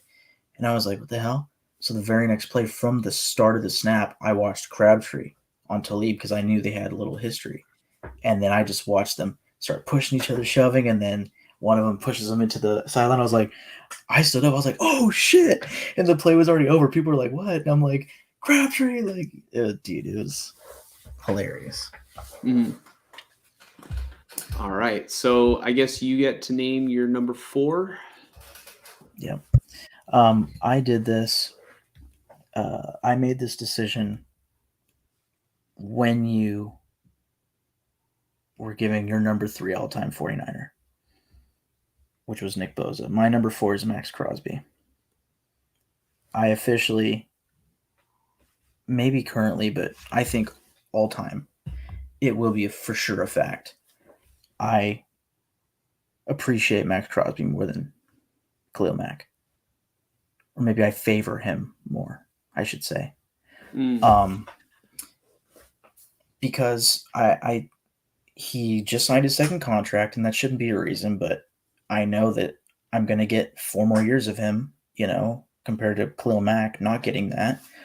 But more than that, both of them, Max Crosby and Khalil Mack, were like all-time motor guys, you know. But I think Khalil Mack was more like a Josh Jacobs as a leader, which is lead by example, whereas Max Crosby is no, I'm going to lead this team. You know, I am the leader of this defense. I am the guy, you know. And obviously Khalil Mack was the guy, but like you didn't see many videos of him like going out there and like I'm not to be like a raw guy or anything, but just like he seemed more quiet than you would expect from like the guy. Whereas Max Crosby, like he's the face and it's a fact, you know. So I just everything I said about Crosby before, like he's my favorite player on the team right now. I think he's quintessential leader for this defense and quintessential player for this team with the motor that he has and the intensity that he brings and just how hard he plays every single play. And again, the same can be said about Khalil Mack. I think the thing that leans me towards Max Crosby is probably recency bias. I was going to say, I think maybe a little bit of recency bias, but it is kind of justified in terms of you're going to get more Max Crosby because of the second contract, which Mac never got. Yeah, which theoretically, if Khalil Mack was traded going into his 5th season, then I'm a training camp away from getting more Max Crosby than I ever got of Khalil Mack as a Raider, because this will be Max Crosby's 5th year. I'm pretty sure. I could be wrong, but I'm pretty sure. Maybe this is his 4th year, but I'm pretty sure this is his 5th. So, who gives a shit? But, yeah, so Max Crosby 4 for me. Okay. So I get to go on to my number 3. Yes, sir. I'm going Derek Carr. Yeah. I feel like Derek Carr's tenure with the Raiders, shouldn't be forgotten. That 2016 season with Carr, I think, was magical. And, I feel like, I similar to my points with Crabtree, 2016 was just like a great year for the Raiders. It truly was like, that's a year where you can like look back on like similar. I mean, not as successful as like 2019 was for the 49ers, but like a year where there was a lot of memorable moments, even during the regular season, a lot of close games. I feel like Derek Carr led a lot of late game, game-winning drives. And, I think you guys played against Tampa Bay and you guys set the record for most penalties in a game that you still won. Yeah. Right? Yeah. And like it was just crazy. Carr was in command of that. And he was in the MVP conversation. And, unfortunately that was cut short, due to his leg injury. And I don't think he was ever the same player after that. But still, like he wasn't as bad as like people try to shit on him for. And, I still, even though he wasn't the same, I still enjoyed watching him lead the Raiders. I felt like he was like a good personality fit, like, in terms of like representing the team or, the vibe of the team. Yeah. Kind of like an us against the world, kind of person. Yeah. Or like, can I say something about that actually? Just really quick. Like you always mention like the Raiders needed a culture change. I was just going to get to that. Yeah. Well, I think you bring up a good point of like he represented so well early on in his career that like us against the world mentality because he was young, know. But once you start to get older as the leader of the team, that's when players have to look up to you. And I think that's where it kind of changed because it's like, this is kind of like I don't like saying this, but it's just this weird thing that I always had with him, like post 2016. And this is probably partially because his play got worse since 2016 for the most part. At least I should say he got way less consistent and stuff. And again, like winning fixes everything, but like it almost came off like he was being fake sometimes when he was like leading and like saying things like you could put that on me and stuff like that. Like he was just like saying what needs to be said, but like I don't know personally how he is as a leader. I don't know personally how players feel about him. Do players feel like he's being fake? I don't know. I've heard a lot of good things, not obviously not personally, but just from what I've seen from players saying that he's a top-notch leader. But like I could see how when he was younger and he was, 2016 and before that, where it's just like, let's go get him, guys. Like, we're going to do it because he's young. And it's like, I'm the quarterback. It works. But then when he gets older and he's the veteran quarterback and he's the unquestioned face of the team, it like changes to where it's like, yeah, but we're losing, and it feels fake. Anyways, continue. Yeah, and you actually you got to see him in college and you got to see him grow. And you met him before he was like the big starter, And I just remember back before he was the starter, I remember you saying something along these lines like, yeah, if the Raiders want to kind of get serious, they better start Derek Carr. Or something along those lines, like because they had Matt Schaub at the time. Yeah, like you were like, I seriously think Derek Carr would be a good quarterback for the Raiders, and like you fucking you called it, and Derek Carr was the franchise guy for a while. Like he became the highest paid quarterback, I think, at the time. He was making like $25 million a year, and it was, I mean, it was just cool to see from afar, and while I do feel like it was time for the Raiders to move on, I don't think Raider fans should take Carr's tenure for granted because, there are much worse options that you could have you could have had at quarterback. And Carr, I mean, at least for that 2016 season, you know what I mean? For a franchise, for a fan base who has been just like in a drought, for so long, that was a really fun year of football. And you could probably still put on games from that year and probably still enjoy the memories. Yeah. Fuck. Yeah. Well, is it cool if I move on to my number 3? Yeah. Move on. Let's wrap it up.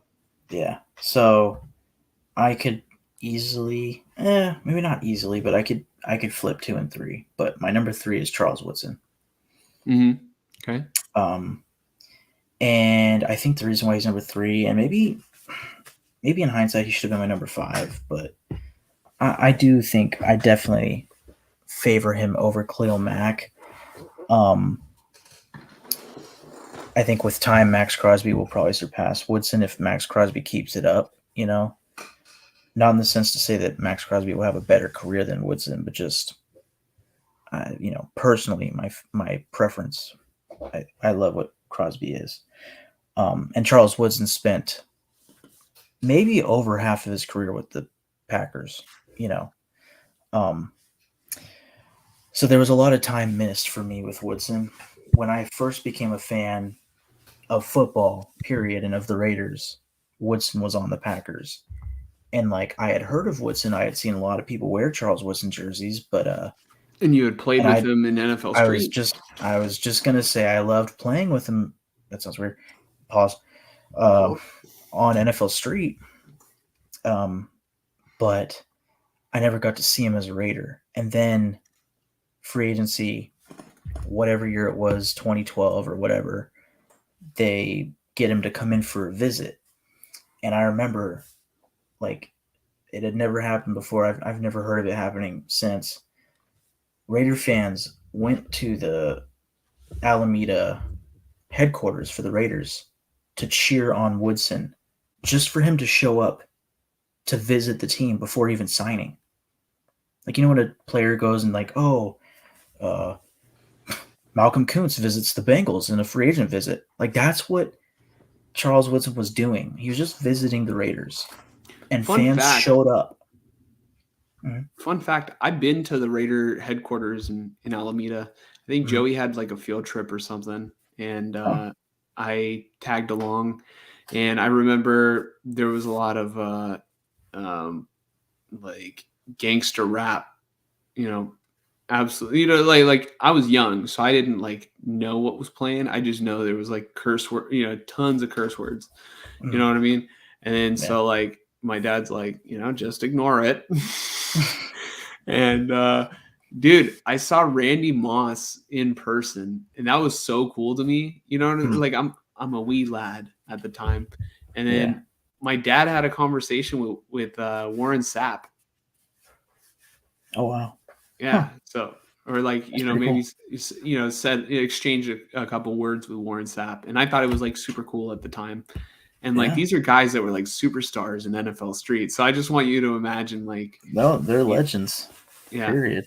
But, Damn. you said the Raiders were cheering on, Raider fans were cheering on Charles Woodson when he was at the headquarters. Yeah, before he even signed, it was like just people letting him know, like, we want you here this bad, And sure enough, he signs, and the rest is kind of history, Like, he had a really great send off to his career. I don't think it could have gone better for him. Like, okay, sure, he could have gone to a Patriots and won Super Bowls, but like, I think for his career, the way that his career was written, he already won his Super Bowl with the Packers. He won Defensive Player of the Year, like bona fide Hall of Famer. Come back home, let's write it off the right way, And he did that, and it was really cool. And not only did he do it, but he was like fucking 36 years old, playing like a 25-year-old in his prime at free safety. Of course, the Raiders draft him as a corner, comes back, plays safety. He's the best safety I've ever seen for the Raiders, period. And he was like 36 years old. So that should kind of tell you what kind of player Charles Woodson is, And as a leader, like as far as great leaders of a defense that I've seen, Charles Woodson is by far the best that I've seen in my life for the Raiders. Another fun fact involving Charles Woodson is, the Raiders have been gone for a couple years now. I went to a baseball game last year, and or maybe it was 2 years ago, but I'm pretty sure it was last year. I went with my brother. He got tickets like for the Mathletics or something, or the Home Run Readers, something like that. Maybe it was 2 years. It doesn't really matter. But I think we were sitting on Mount Davis, like in right field. I think it's called the Treehouse thing. Something like the Treehouse Club or whatever. And the seats were not very good. You're getting blocked by like, a little picnic area and like the poles. So you miss a lot. You like cannot see right field. Right. But on the elevator up in the Coliseum, still inside of Mount Davis, there was still pictures of Charles Woodson. And that's just a little fun fact. It's been how many years? The Raiders were already long gone. And, they still have Seawood there. So, yeah, Charles Woodson's just a all-time Raider. Like, there's not a person that's a Raider fan that can say a negative thing about him. So give me your number 2. My number 2 is Khalil Mack. Yeah. I'm just going to keep it, short and sweet, but Khalil Mack was like one of the most badass players I've seen on the Raiders. He was a badass defender, and, he's arguably the best Raider I've seen in my life. He was just so dominant on the defensive side of the football, and, he was so fun to watch on the Raiders. And I still think he's a good player, like in the NFL now. He's not what he was. No, I think, but he's still great. But he's still great, and you still don't want to see him if you're an offensive lineman. But he was just a fucking beast, dude. And I'm just gonna leave it at that. Like, it was fun to watch Khalil Mack play defense. Yeah. He was built different. Yeah. I'm here. So then do you want my number 2? Yeah. I feel like I'm going to leave you guessing with my number 1 here. My number 2 is Derek Carr. I feel like I know who your number 1 is. Mm-hmm. Oh my God. If you and I have the same number 1, I doubt it if it's who I think it is, but there might be another guy where I'm like, oh, that might be the same one as mine. See, I just had an idea for who your number 1 might be, but then I just lost it.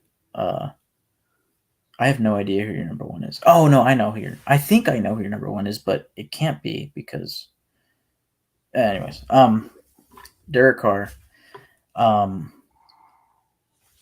This is probably going to end up being like, okay, if you asked me again in 10 years, what I hope happens is that in 10 years from now, Derek Carr isn't even on my top 5 list at all because I will have a new quarterback on that list, and it won't be Jimmy Garoppolo.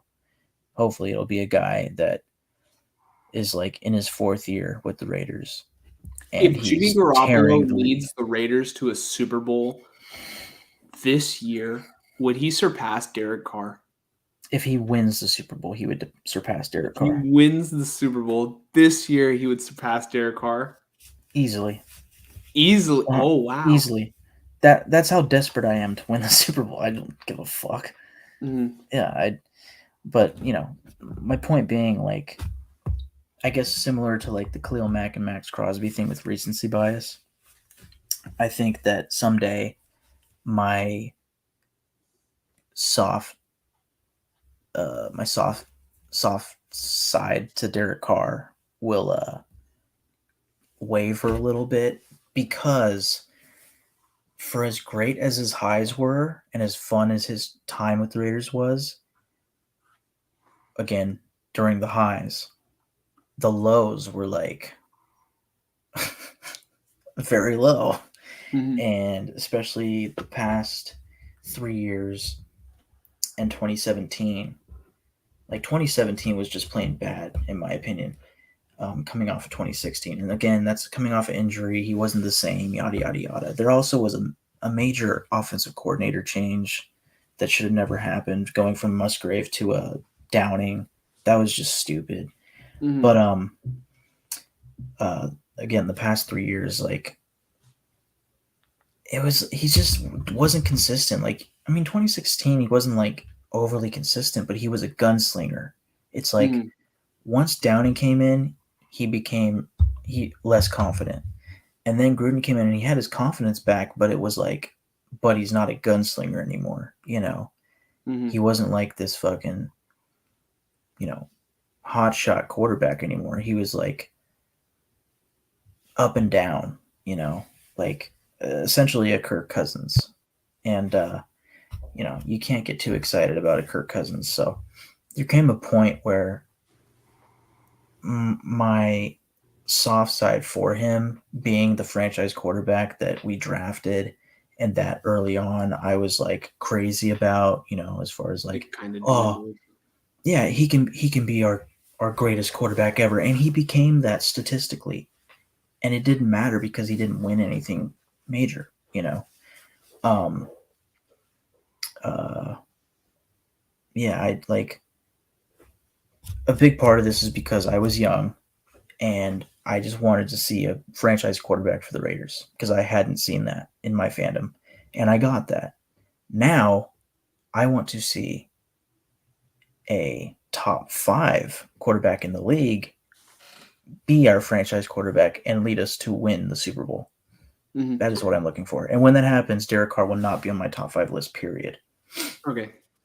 I've got a question for you.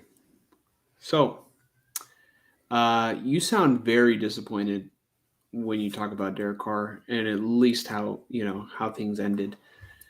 And yet he's my number 2 all time. Yes, and he's your number 2 all time.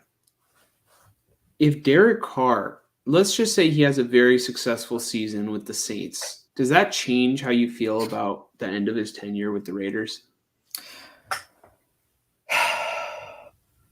No, because I expect him to have a great season with the Saints. To a degree. I mean, I could see it being middle of the pack, but I expect it to be better than what the Saints had last year, which will be looked at as a very good season, you know.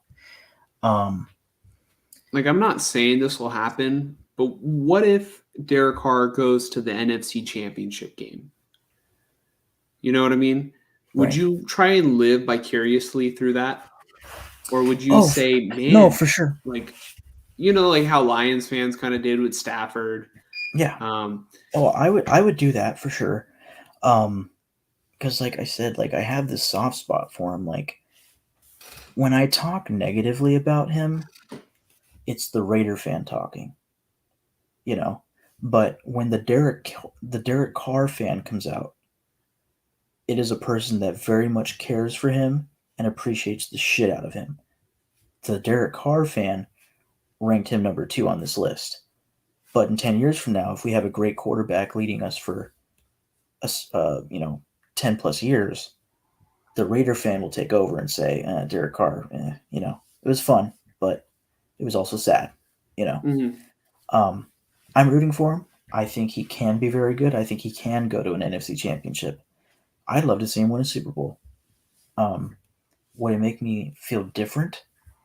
It wouldn't make me feel different about like Josh McDaniels, if that's what you're kind of trying to ask. Not that I'm trying to say that you're like specifically asking that, but just like No, I guess that's that is kind of what I'm asking. Like, right. would it That's what make you everybody feel would be like pointing at. Carr is a little, I guess, is vindicated the right word? Vindicated for the way that things ended, and make you feel like, man, Josh McDaniels kind of blew it. Well, in my opinion, and this is probably the Raider fan talking, trying to, you know, keep optimism with Josh McDaniels. Bear in mind, this is only his first season now, going into his second season. I can't give full judgment on McDaniels yet. The person that I lay a lot of blame on is John Gruden, because he fucked the team up completely. That 2016 team was eradicated by 2018. Trading Khalil Mack, Amari Cooper, that was the foundation, you know.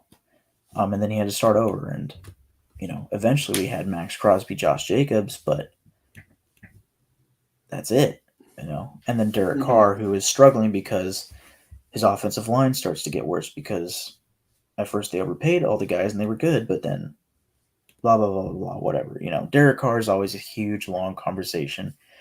At the end of the day, the soft spot that I have for him is massive because his time was special to me. But the Raider fan in me knows that that time will eventually not fucking matter. You know, someday they're going to win. They're going to get consistent. And I'm not going to think about Derek Carr. But for now, he's the greatest quarterback I've ever seen on this team. And for that, I appreciate the shit out of it, you know. Well, but I want maybe you something might far think about better. it. Maybe you might think about it maybe the same way that old school 49er fans kind of, you know, remember Steve DeBerg, because he was the quarterback right before Joe Montana, and you don't get much better than that. Yeah. You know what I mean? Right. So that, I mean, I could definitely see, you know, you're like, you know, Derek Carr won't, you hope Derek Carr doesn't matter. But I think also you can maybe take that with you, like, because I don't think I will ever forget the Derek Carr Raiders, even if the Raiders go on and, you know, win Super Bowls and, like, you know, have a dynasty. I'll still, you know, I will still remember the 2016 season, you know, for me personally. Yeah. But Derek I'm Carr, not like a huge fan of the Raiders. You know what I mean? I just like, you know, I'm respectful of the Raiders. Derek Carr will always be a nostalgic, like, oh, that was fun thing for me. You know, like when you were talking about Derek Carr, I wanted to talk about one of my what will always probably be one of my favorite all-time games, which was the Carolina Panthers game at home that I was at in 2016. Cam Newton's coming off of what I want to say was his MVP season, and we're beating the shit out of the Panthers, and then Derek Carr takes a snap and the ball hits his pinky, Oh, and it bends sideways. and he dislocated the shit out of it. Possibly broke it, but I think it was just dislocated. And you see it, and he's like, oh, he's like freaking out, and he like goes off to the side. I think he fumbled the ball. The Panthers got it, I think. Or maybe we did, but it doesn't matter. But he's gone for like a full quarter, you know? And in that They time, popped that shit back in. maybe it was probably half a quarter. But in that time, the Panthers came back and possibly took the lead. And then Derek Carr comes and trots out, and they go and win the game. And then Khalil Mack ends the game. And that was the big 1-2 punch that I fucking loved was Carr and Mack. It was like we have the foundation on both sides. It's so well set up. It's like you just need to build up the defense, blah blah blah. You know, but John Gruden, you know, so. So my turn to give my number one, and I want you to guess because you said you think you know who it is. Well, I think who it should be is Charles Woodson. This is not Charles Woodson.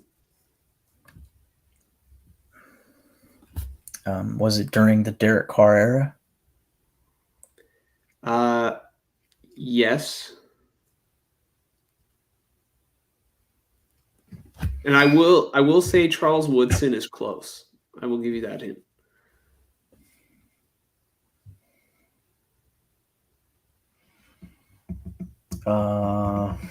So he's on defense. No. Oh. So he's old. Yes.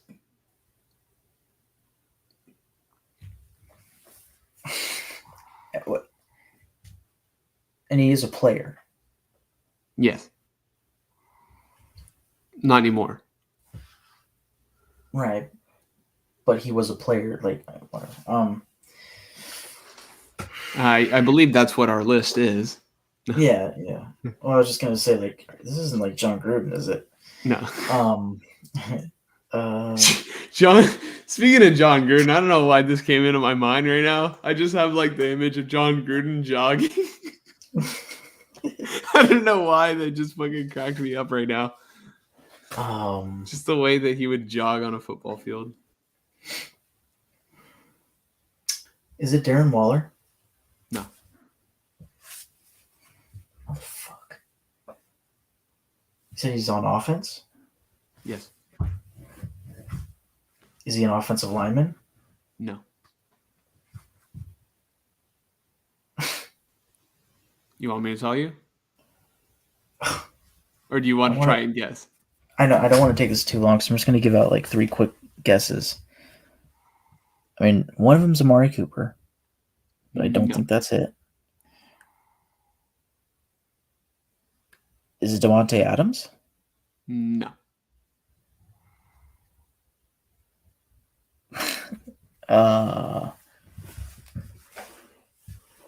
Damn, I don't know. Third guess really quickly. Latavius Murray. No. So I will reveal it now. My number one favorite Raider of all time. I said it was close to Charles Woodson because they wore the same number. Marshawn Lynch. I love Marshawn Lynch, dude. Wow. Okay, I forgot about Marshawn Lynch. Damn it. Yeah, I bet you want to add him to your honorable mentions. You know, maybe. I mean, it wasn't that he was dominant as a player on the Raiders, but dude embodied the city of Oakland. Like he wanted to be there. He was about Oakland. He, you know, if there's, I don't think there's another professional athlete in any sport who like really represents his community better than Marshawn Lynch. Yeah. So I just love his personality. And, you know, even though most of his career was on the Seahawks and they were the rival of the 49ers, I always, you know, had respect for Marshawn Lynch. He was that player that, you know, I kind of hated him at one point, but like once you start to like, you know, get to know the player, it's like, he's a guy that you really can't hate. You know what I mean? And, you know, I respect the hell out of his game. I never didn't respect his game, you know, and, you know, I respect everything he's all about. And, he gives back to the community. He spends Thanksgiving giving out turkeys to people in Oakland. Yeah. He will casually just be around Oakland. You know what I mean? And he was so happy. For those of you who don't know, he retired, on the Seahawks. He didn't want to play football anymore. But he was willing to come back only to play for the Raiders. And he said it best. He said, no offense to you, to all the Seahawk fans, but I'm from Oakland, though. I'm really, really from Oakland, though. Like, Marshawn really wanted to play for the Raiders. I think, that's cool. That was his childhood team, and he got to have that experience. Just him dancing on the sideline. You were there, weren't you? You saw that in person. That was fucking sick.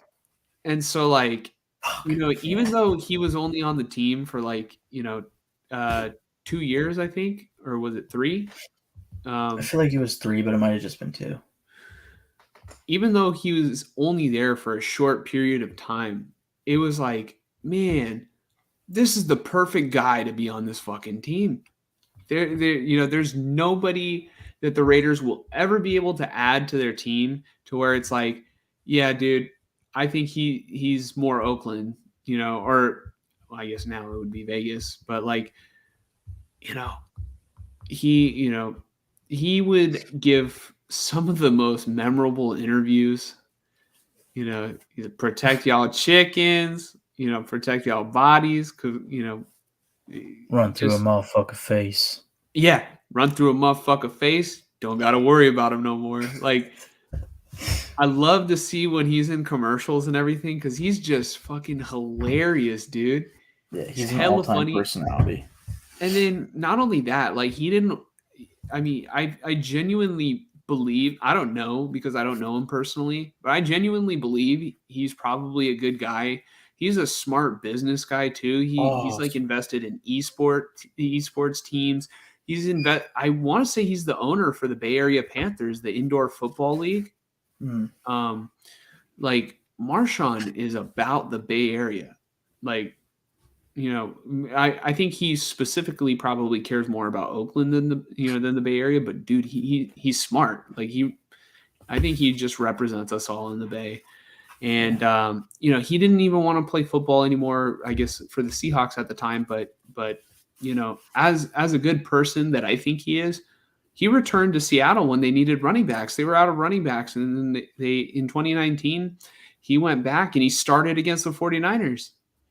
So I want to say he was retired again. I think he retired for the Raiders. He came out of retirement just to play for the Seahawks. And at the time I was like, God damn it, dude. Like, get the fuck out of the way. Right? Yeah. Like, and the Seahawks almost won that game. So yeah, I mean, it is just crazy. Like, Marshawn Lynch is one of those players. He might not be a Hall of Fame running back. He really might not be. He was a great running back. Yeah. And he will be a player that I don't think I will ever forget. Even if he never makes the Hall of Fame. He is a player that should not be forgotten. Agreed. The greatest run I've ever seen is the Beastquake. Yeah. It's one of the best greatest runs, ever. Yeah, no, that's a great choice. And you definitely convinced me. Well, it didn't take convincing. It was more just I forgot to put him in my honorable mention. Real quick. I just he may not be an all-time Raider, but like I said, I will never forget him. Yeah, no, and the way that he represented the city is why I will put him on honorable mention. Like, he just fits so perfectly with the Raiders, and he grew up a Raider fan. It's like anybody that grew up a Raider fan and becomes a player, you automatically love that. Like him, Derek Carr. Yeah, I like that shit. I've been waiting a while to share that number 1 pick with you. No, that's good. That's good. And I genuinely surprised you. You couldn't guess it. No, I couldn't. I didn't even think of it because I forgot. I just didn't. Yeah. because he didn't have that much time with us, you know. Yeah. Yeah. So, who do you think my number 1 is? Is it Zach Miller? Yeah. It is? Yeah. Yeah, it is. It is. Wow. So, Zach Miller, anybody that watches this is probably going to go, Huh? like, not at least 90% of them are probably going to be like, I'm sorry? What? If not saying who, they're saying why. And like, I was making my list and I'm like, where am I putting Zach Miller? Because I have to put him on here. Like, he is that special to me. And the reasoning is simple.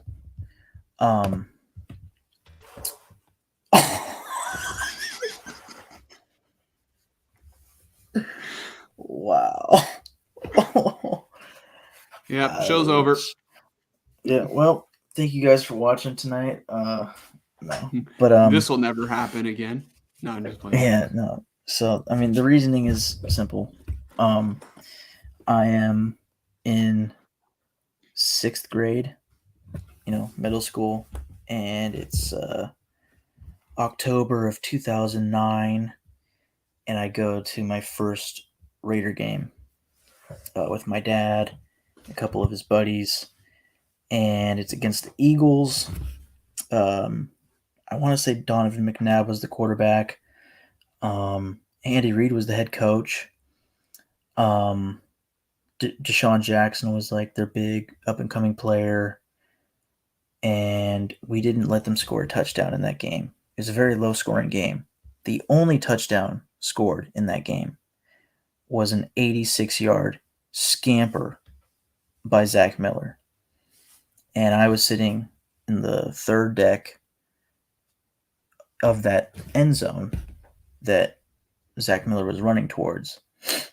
And, we had a long talk earlier about the A's, and to put a little bit more context, like, I grew up an A's fan. I grew up a baseball fan. I grew up playing baseball, yada, yada, yada. Like, that's the sport I knew. And, as it happens in Oakland, the Raiders and A's played in the same stadium. So I had something to compare, when attending both games. So I had known as a kid all my life what an A's game felt like, sounded like, and all that, the atmosphere, right? And then I go to this Raider game for the first time. And, you and I talked about like Raider games selling out. And I told you, like, once the Jamarcus Russell era was over, that's when the Raiders started selling out again, the stadium, filling the stadium. It was like after 2010 or so. Because in 2009, Jamarcus Russell was the quarterback for this team that I attended for my first ever game. And he threw the pass that made me a Raider fan, a diehard football fan. So I could partially thank Jamarcus Russell for being a diehard football fan like I am today. But I give all the praise to Zach Miller. Oh, fuck yeah, let's do it. Thank you. Is it this one? Yes, it is. Russell throws and finds Zach Miller, the tight end. Miller breaks away. Still going, got a great block down the sideline. Inside the 20, inside the 10, he's in, touchdown. Lewis Murphy, number 18, was doing all that blocking. So those are the 3 people, in my opinion, that are responsible for me being a massive fan that I am today. It's Zach Miller, Jamarcus Russell, and Lewis Murphy. And I'm not putting Jamarcus Russell as tied for my first favorite player. I will tell you that. You're putting him above. Yeah. So, but my point that I was getting to is, like, I attended all those A's games, and I'd seen so many home runs, stolen bases, double plays in a similar crowd, at the same exact stadium, and not anything that I saw at a fucking baseball game matched what I felt, heard, and witnessed in that 86-yard touchdown play. That's what changed it for me. So you could say it's Marcus Russell and Zach Miller and Lewis Murphy. For me, when you really think about it, it's just fucking football. That's why football is king. It's because it is the best sport in all of sports, in my opinion. Yeah, and Zach Miller scoring that 86-yard touchdown was my first major memory towards football, and that's something that will always stick with me. Anytime I see that play, I'll smile. You know, it was really cool. But the other thing about Zach Miller, because I have to talk about the player, is he was a fucking all-around player, like sure-handed as fuck. If somebody threw him a pass, he was catching it. He did not drop the ball. He was arguably the best blocking tight end in football at the time. And I say at the time because I would say George Kittle's a better blocker than him. But if you watched Zach Miller live and you watched him run block, like, that shit was no joke. And he ended up going to the Seahawks, winning a Super Bowl or two with them. And, you know, He was on that Seahawks team? He was on the Seahawks when they won Super Bowls. It had to have been one. It had to have been one. I think it's just one. Okay, so there you go. But still, he won a ring with the Super Bowl, or with the Seahawks. And yeah, I mean, he was big in the run game. He was at one point their starting tight end. And I was a very sad young kid when he left. But I still followed him and I rooted for him, and it was cool to watch him win the Super Bowl. But I always felt like he was an all-around player. Like, he, to me, is a fucking football player. You know, Like I said, blocked, caught, he could run with the ball 86 yards. To me, he could do it all, but because of the teams that he was on, and because he was kind of viewed more like maybe a little bit more of a blocking tight end than a pass-catching tight end, he was never used to get, 100 targets in a season. He wasn't getting that. But, if he did, he was on the trajectory to be the greatest tight end in Raiders history. Maybe I shouldn't say the greatest, but, the Raiders have some good tight ends in their history. Dave Casper, Todd Christensen, okay? And legends, of the past. Statistically, a la Derek Carr becoming the all-time leading scorer and passer for the Raiders, Zach Miller was on a trajectory to be the all-time leading tight end for the Raiders in their history. But then he left in free agency.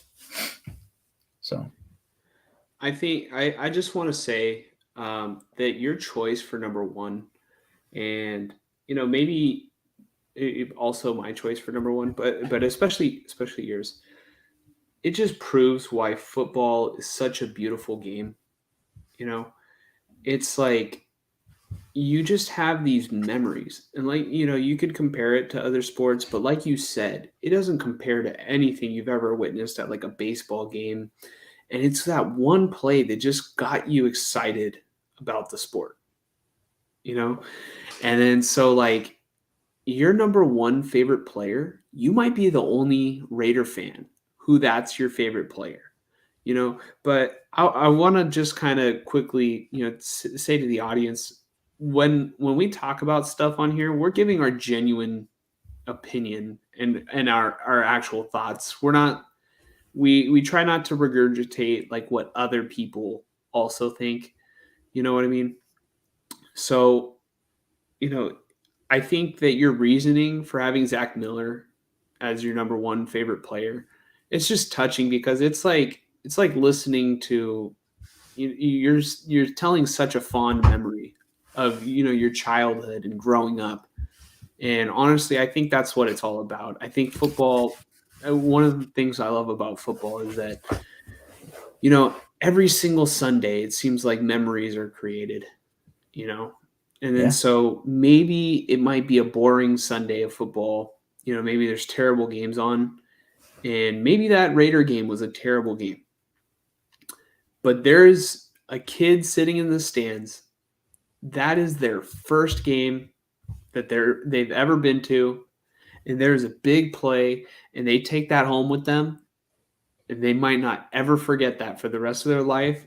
And that player, That might have been that one player's only touchdown ever in their career.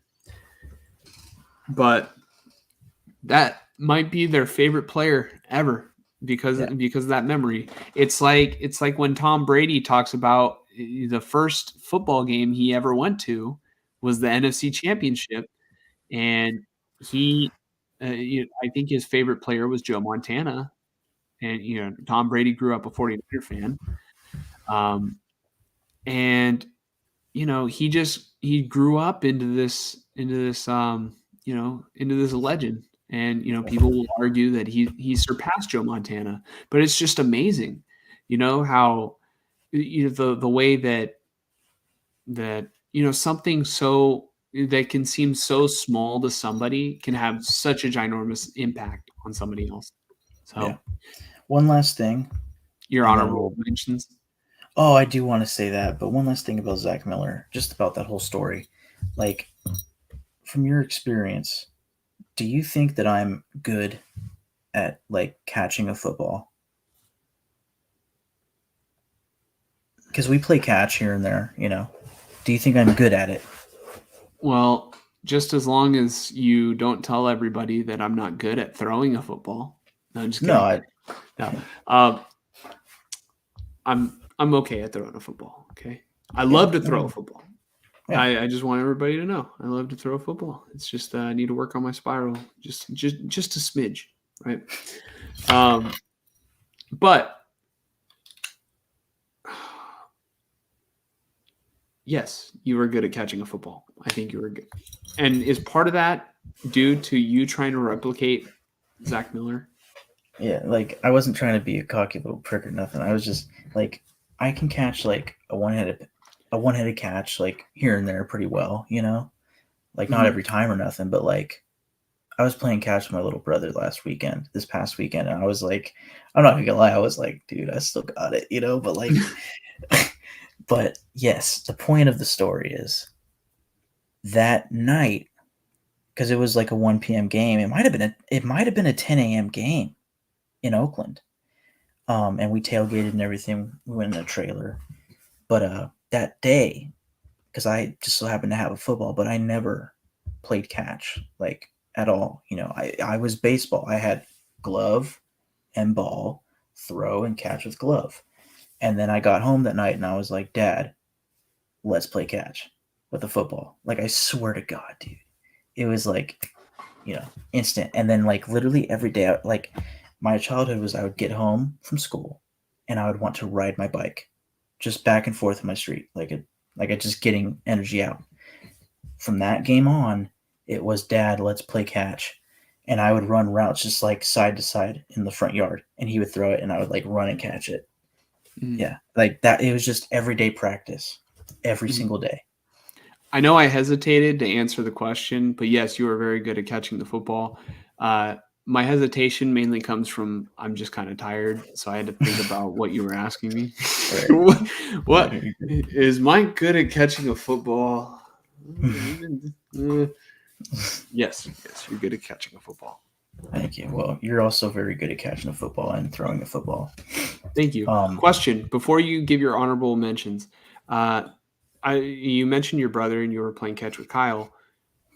So Kyle's dad is a Niner fan and you are a Raider fan. I don't even know that Kyle watches football. He probably still doesn't. But do you know if Kyle leans one way or another in terms of Niners or Raiders? Or I think he leans Niners, but he really doesn't care like that. Yeah. He's really into like fishing right now. Before that, he was like into bikes and stuff. I'm gonna get him into football at some point. I think but I'm kind of also just figuring it'll naturally happen. Because you take your dirty hands off of him. He's a Niner. But no, well, I think he'll end up just kind of liking both teams,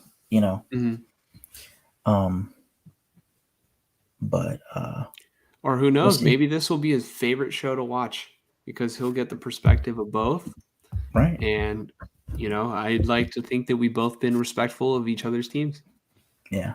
I think the other thing with Kyle is like what sucks to me is like I can't just take them to a home game any given Sunday now because they're in Vegas, But someday What are they I'll take doing them in to the a bigger end game. zone over there? They're taking a bomb rip, Kyle. Yeah. All right, I want to so play on those arcade machines, like those fucking slot machines, Yeah. stinks like cigars and. Kyle, you put $100 bill in what?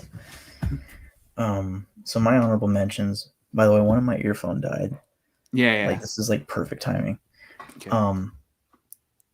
So first off, this first guy, I wanted so badly to put him in my top 5, but I was thinking about it more and more, and I'm like, I can't. He is 100% though my top honorable mention, and that is Jacoby Ford. Okay. Do you remember him? I remember his name. Okay. When Zach Miller left, immediately Jacoby Ford was my next like favorite player. Like the whole time Darren McFadden was there, but it was like, oh, he's the popular choice, and he's always injured. And Jacoby Ford, I went to a Chiefs game. And honestly, I'd kill for you to play that highlight too, but you don't have to. But just Jacoby Ford versus the Chiefs. Jason Campbell was the quarterback, and they won it in overtime. And like Jacoby Ford just took over the second half. At the beginning of the second half, it was like Chiefs were up 10-0.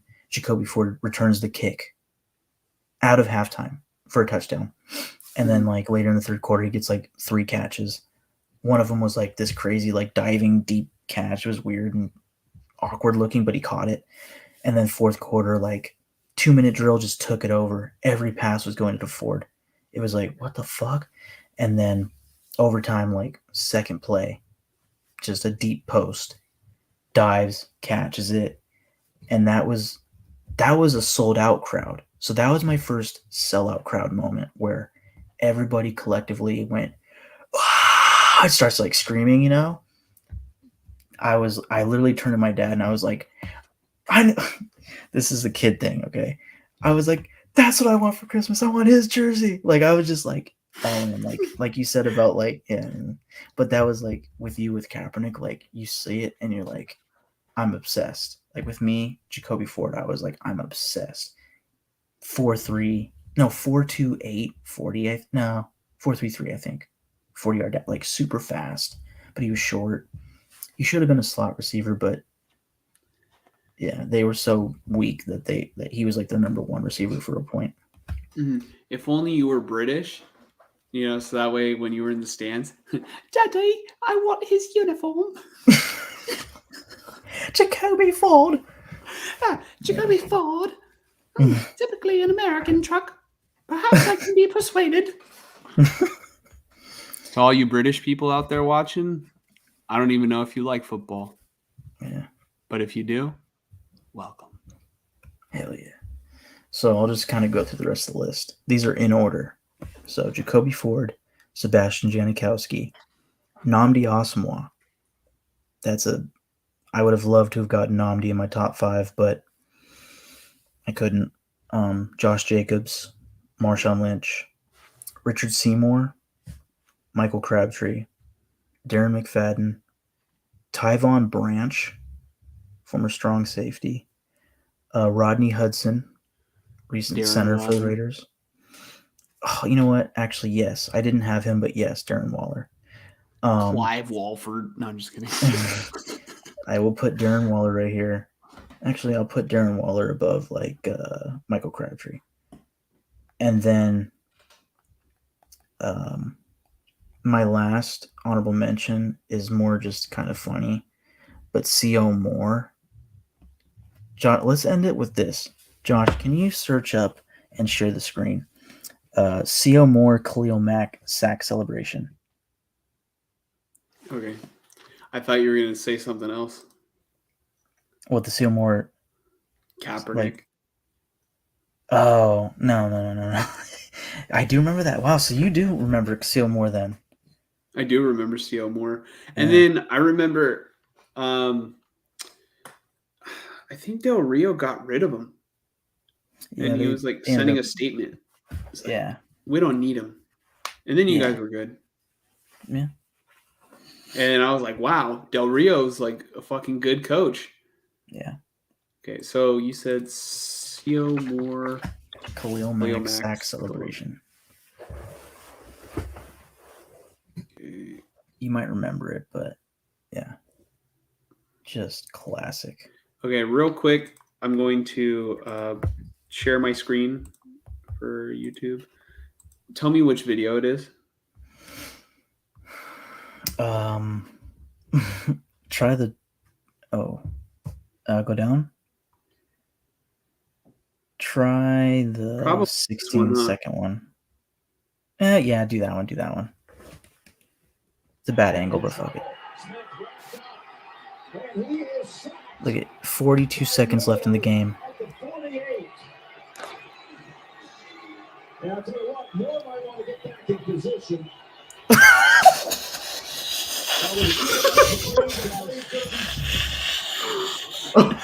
Oh my god. So wait, play it back one more time. Oh, hold on. There's a great ass show fucking on Look right at now. that. Yeah. So I can't tell what down it is. I feel like it's probably third down. So they were celebrating because they did it thought like, say? oh, that's game. They're gonna punt. Oh, it's third and six. Third and six. So they sack him. Justin Tuck is on this team, number 91. Okay, he was like the veteran leader. Watch 91 when it cuts back.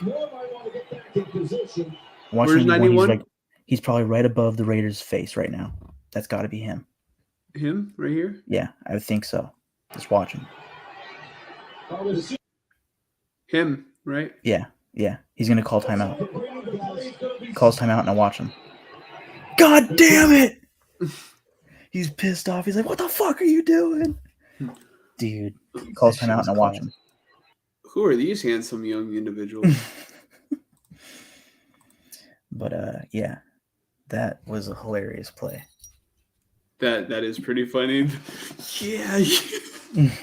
Like Seymour literally runs 30 yards the opposite direction of the play just to celebrate.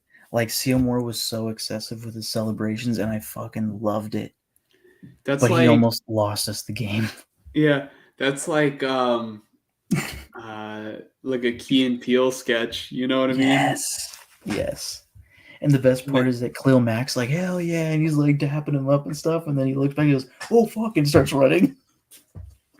Yeah. Just idiots. I don't know why it kind of like gives me Cleavon from Idiocracy vibe. Like, yeah, I'm gonna fuck all y'all.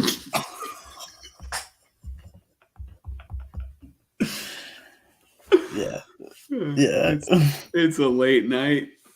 Yes, it is. So all kids should be in bed by now. Yeah. But all right. We're done with favorite Raiders? Yeah, unless you have any honorable mentions. No, I think. Can you hear me? Hmm? Okay. I was just wondering if my AirPod went out. But I think I'm good with the list, the top 5 that I gave, Yeah, so that's that. I just want to congratulate us on another all-time long episode. Dude, we have now cracked 4 hours. Dude, yeah. So I'm thinking I should quit my day job and we should do this at like 10 a.m. instead from now on, because we're moving on 5 hours next time. Okay. You know what, though? I added topics, and then also I don't envision that we're going to have so many topics that take as much time. Typically the positional breakdown is a one-time thing, and that should not take one time, but like maybe once every like off season.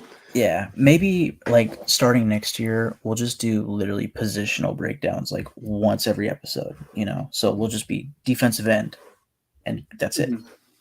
Yeah. And then the next episode, defensive tackle. It'd be we're learning, and we got through.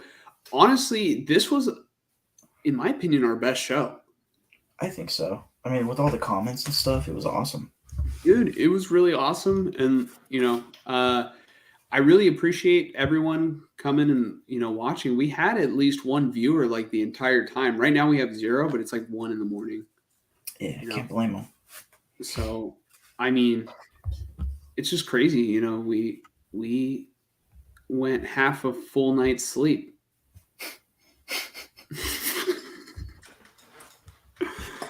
Yeah. Okay, we're going all-nighters, double feature. We damn near did a double feature on a quadruple feature based on like what the lengths probably should be for these streams. Yeah, we could have watched 2 movies. Or Man. we could have watched the Snyder Cut once. True. Yeah. True. That's what's Anyways. yeah, I mean shit like that is just like absolutely crazy to me. But you got anything you want to say? Nothing I can think of. There's a lot of things I'm looking forward to outside of football. It's coming up soon. But then, right after or before that is training camp. And I cannot wait for us to get to the preseason. Cannot wait. Mm-hmm. I can't wait till the fantasy draft, dude. Oh, yeah.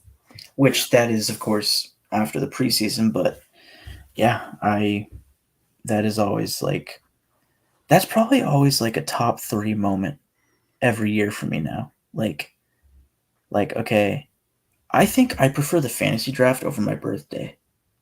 Like, period. Like, birthdays are cool, but I also don't really like being like the center of attention, Yeah, I can fully understand that. Or like I would prefer Christmas over the fantasy draft, but even that's like, yeah. I don't know. I love fantasy draft. Birthdays are kind of awkward in a way, don't you think? Because it's like you almost feel like everyone's like obligated to hang out with you and everything. It's like, oh, it's your day. What do you want to do? And it's like, well, what I want to do might not be what everybody else wants to do. It doesn't matter. It's your day. Yeah. Like, I don't know. It's like, making plans for birthdays. Like, you can't make your own plans. Other people kind of have to make the plans for you. If you make your own plans for your birthday, I mean, it's just, like some people kind of view that as like, oh, that's kind of sad, or that person's conceited, they're all about themselves, stuff like that. But we're getting on a tangent. It should be time to go to bed. Yeah. So, with that, I want to say thank you again to all the viewers. Please comment, like, and subscribe. We really love your comments. We take time to read them. What we want to do coming up is to have a comment of the week section on our videos when you guys comment on perhaps like the shorter videos that I cut the clips into. But yeah, I mean, if anybody watches this portion, which I don't envision a lot of people will go to the 4-hour, 13-minute mark, or watch the full 4 hours. But if you do, we really appreciate it. We love you, and you can move in. No, I'm just kidding. No, but Mike, last time we ended it off with something really funny when it got cut off, where I was like, God bless America, and you were like, God bless the Raiders and the Niners. And it cut off. I was literally thinking about it right before you said that. I was like, I think I'm gonna say it again. Yeah. So, but I feel like we should have something like funny to send it off every time. Mm-hmm. That would be funny, Mm-hmm.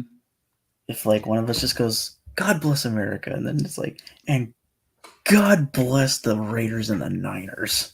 Oh, that was good. Yeah. That was good. Yeah. But yeah, that's the show. And I hope you guys take care and have a great night. And we'll catch you on the next episode.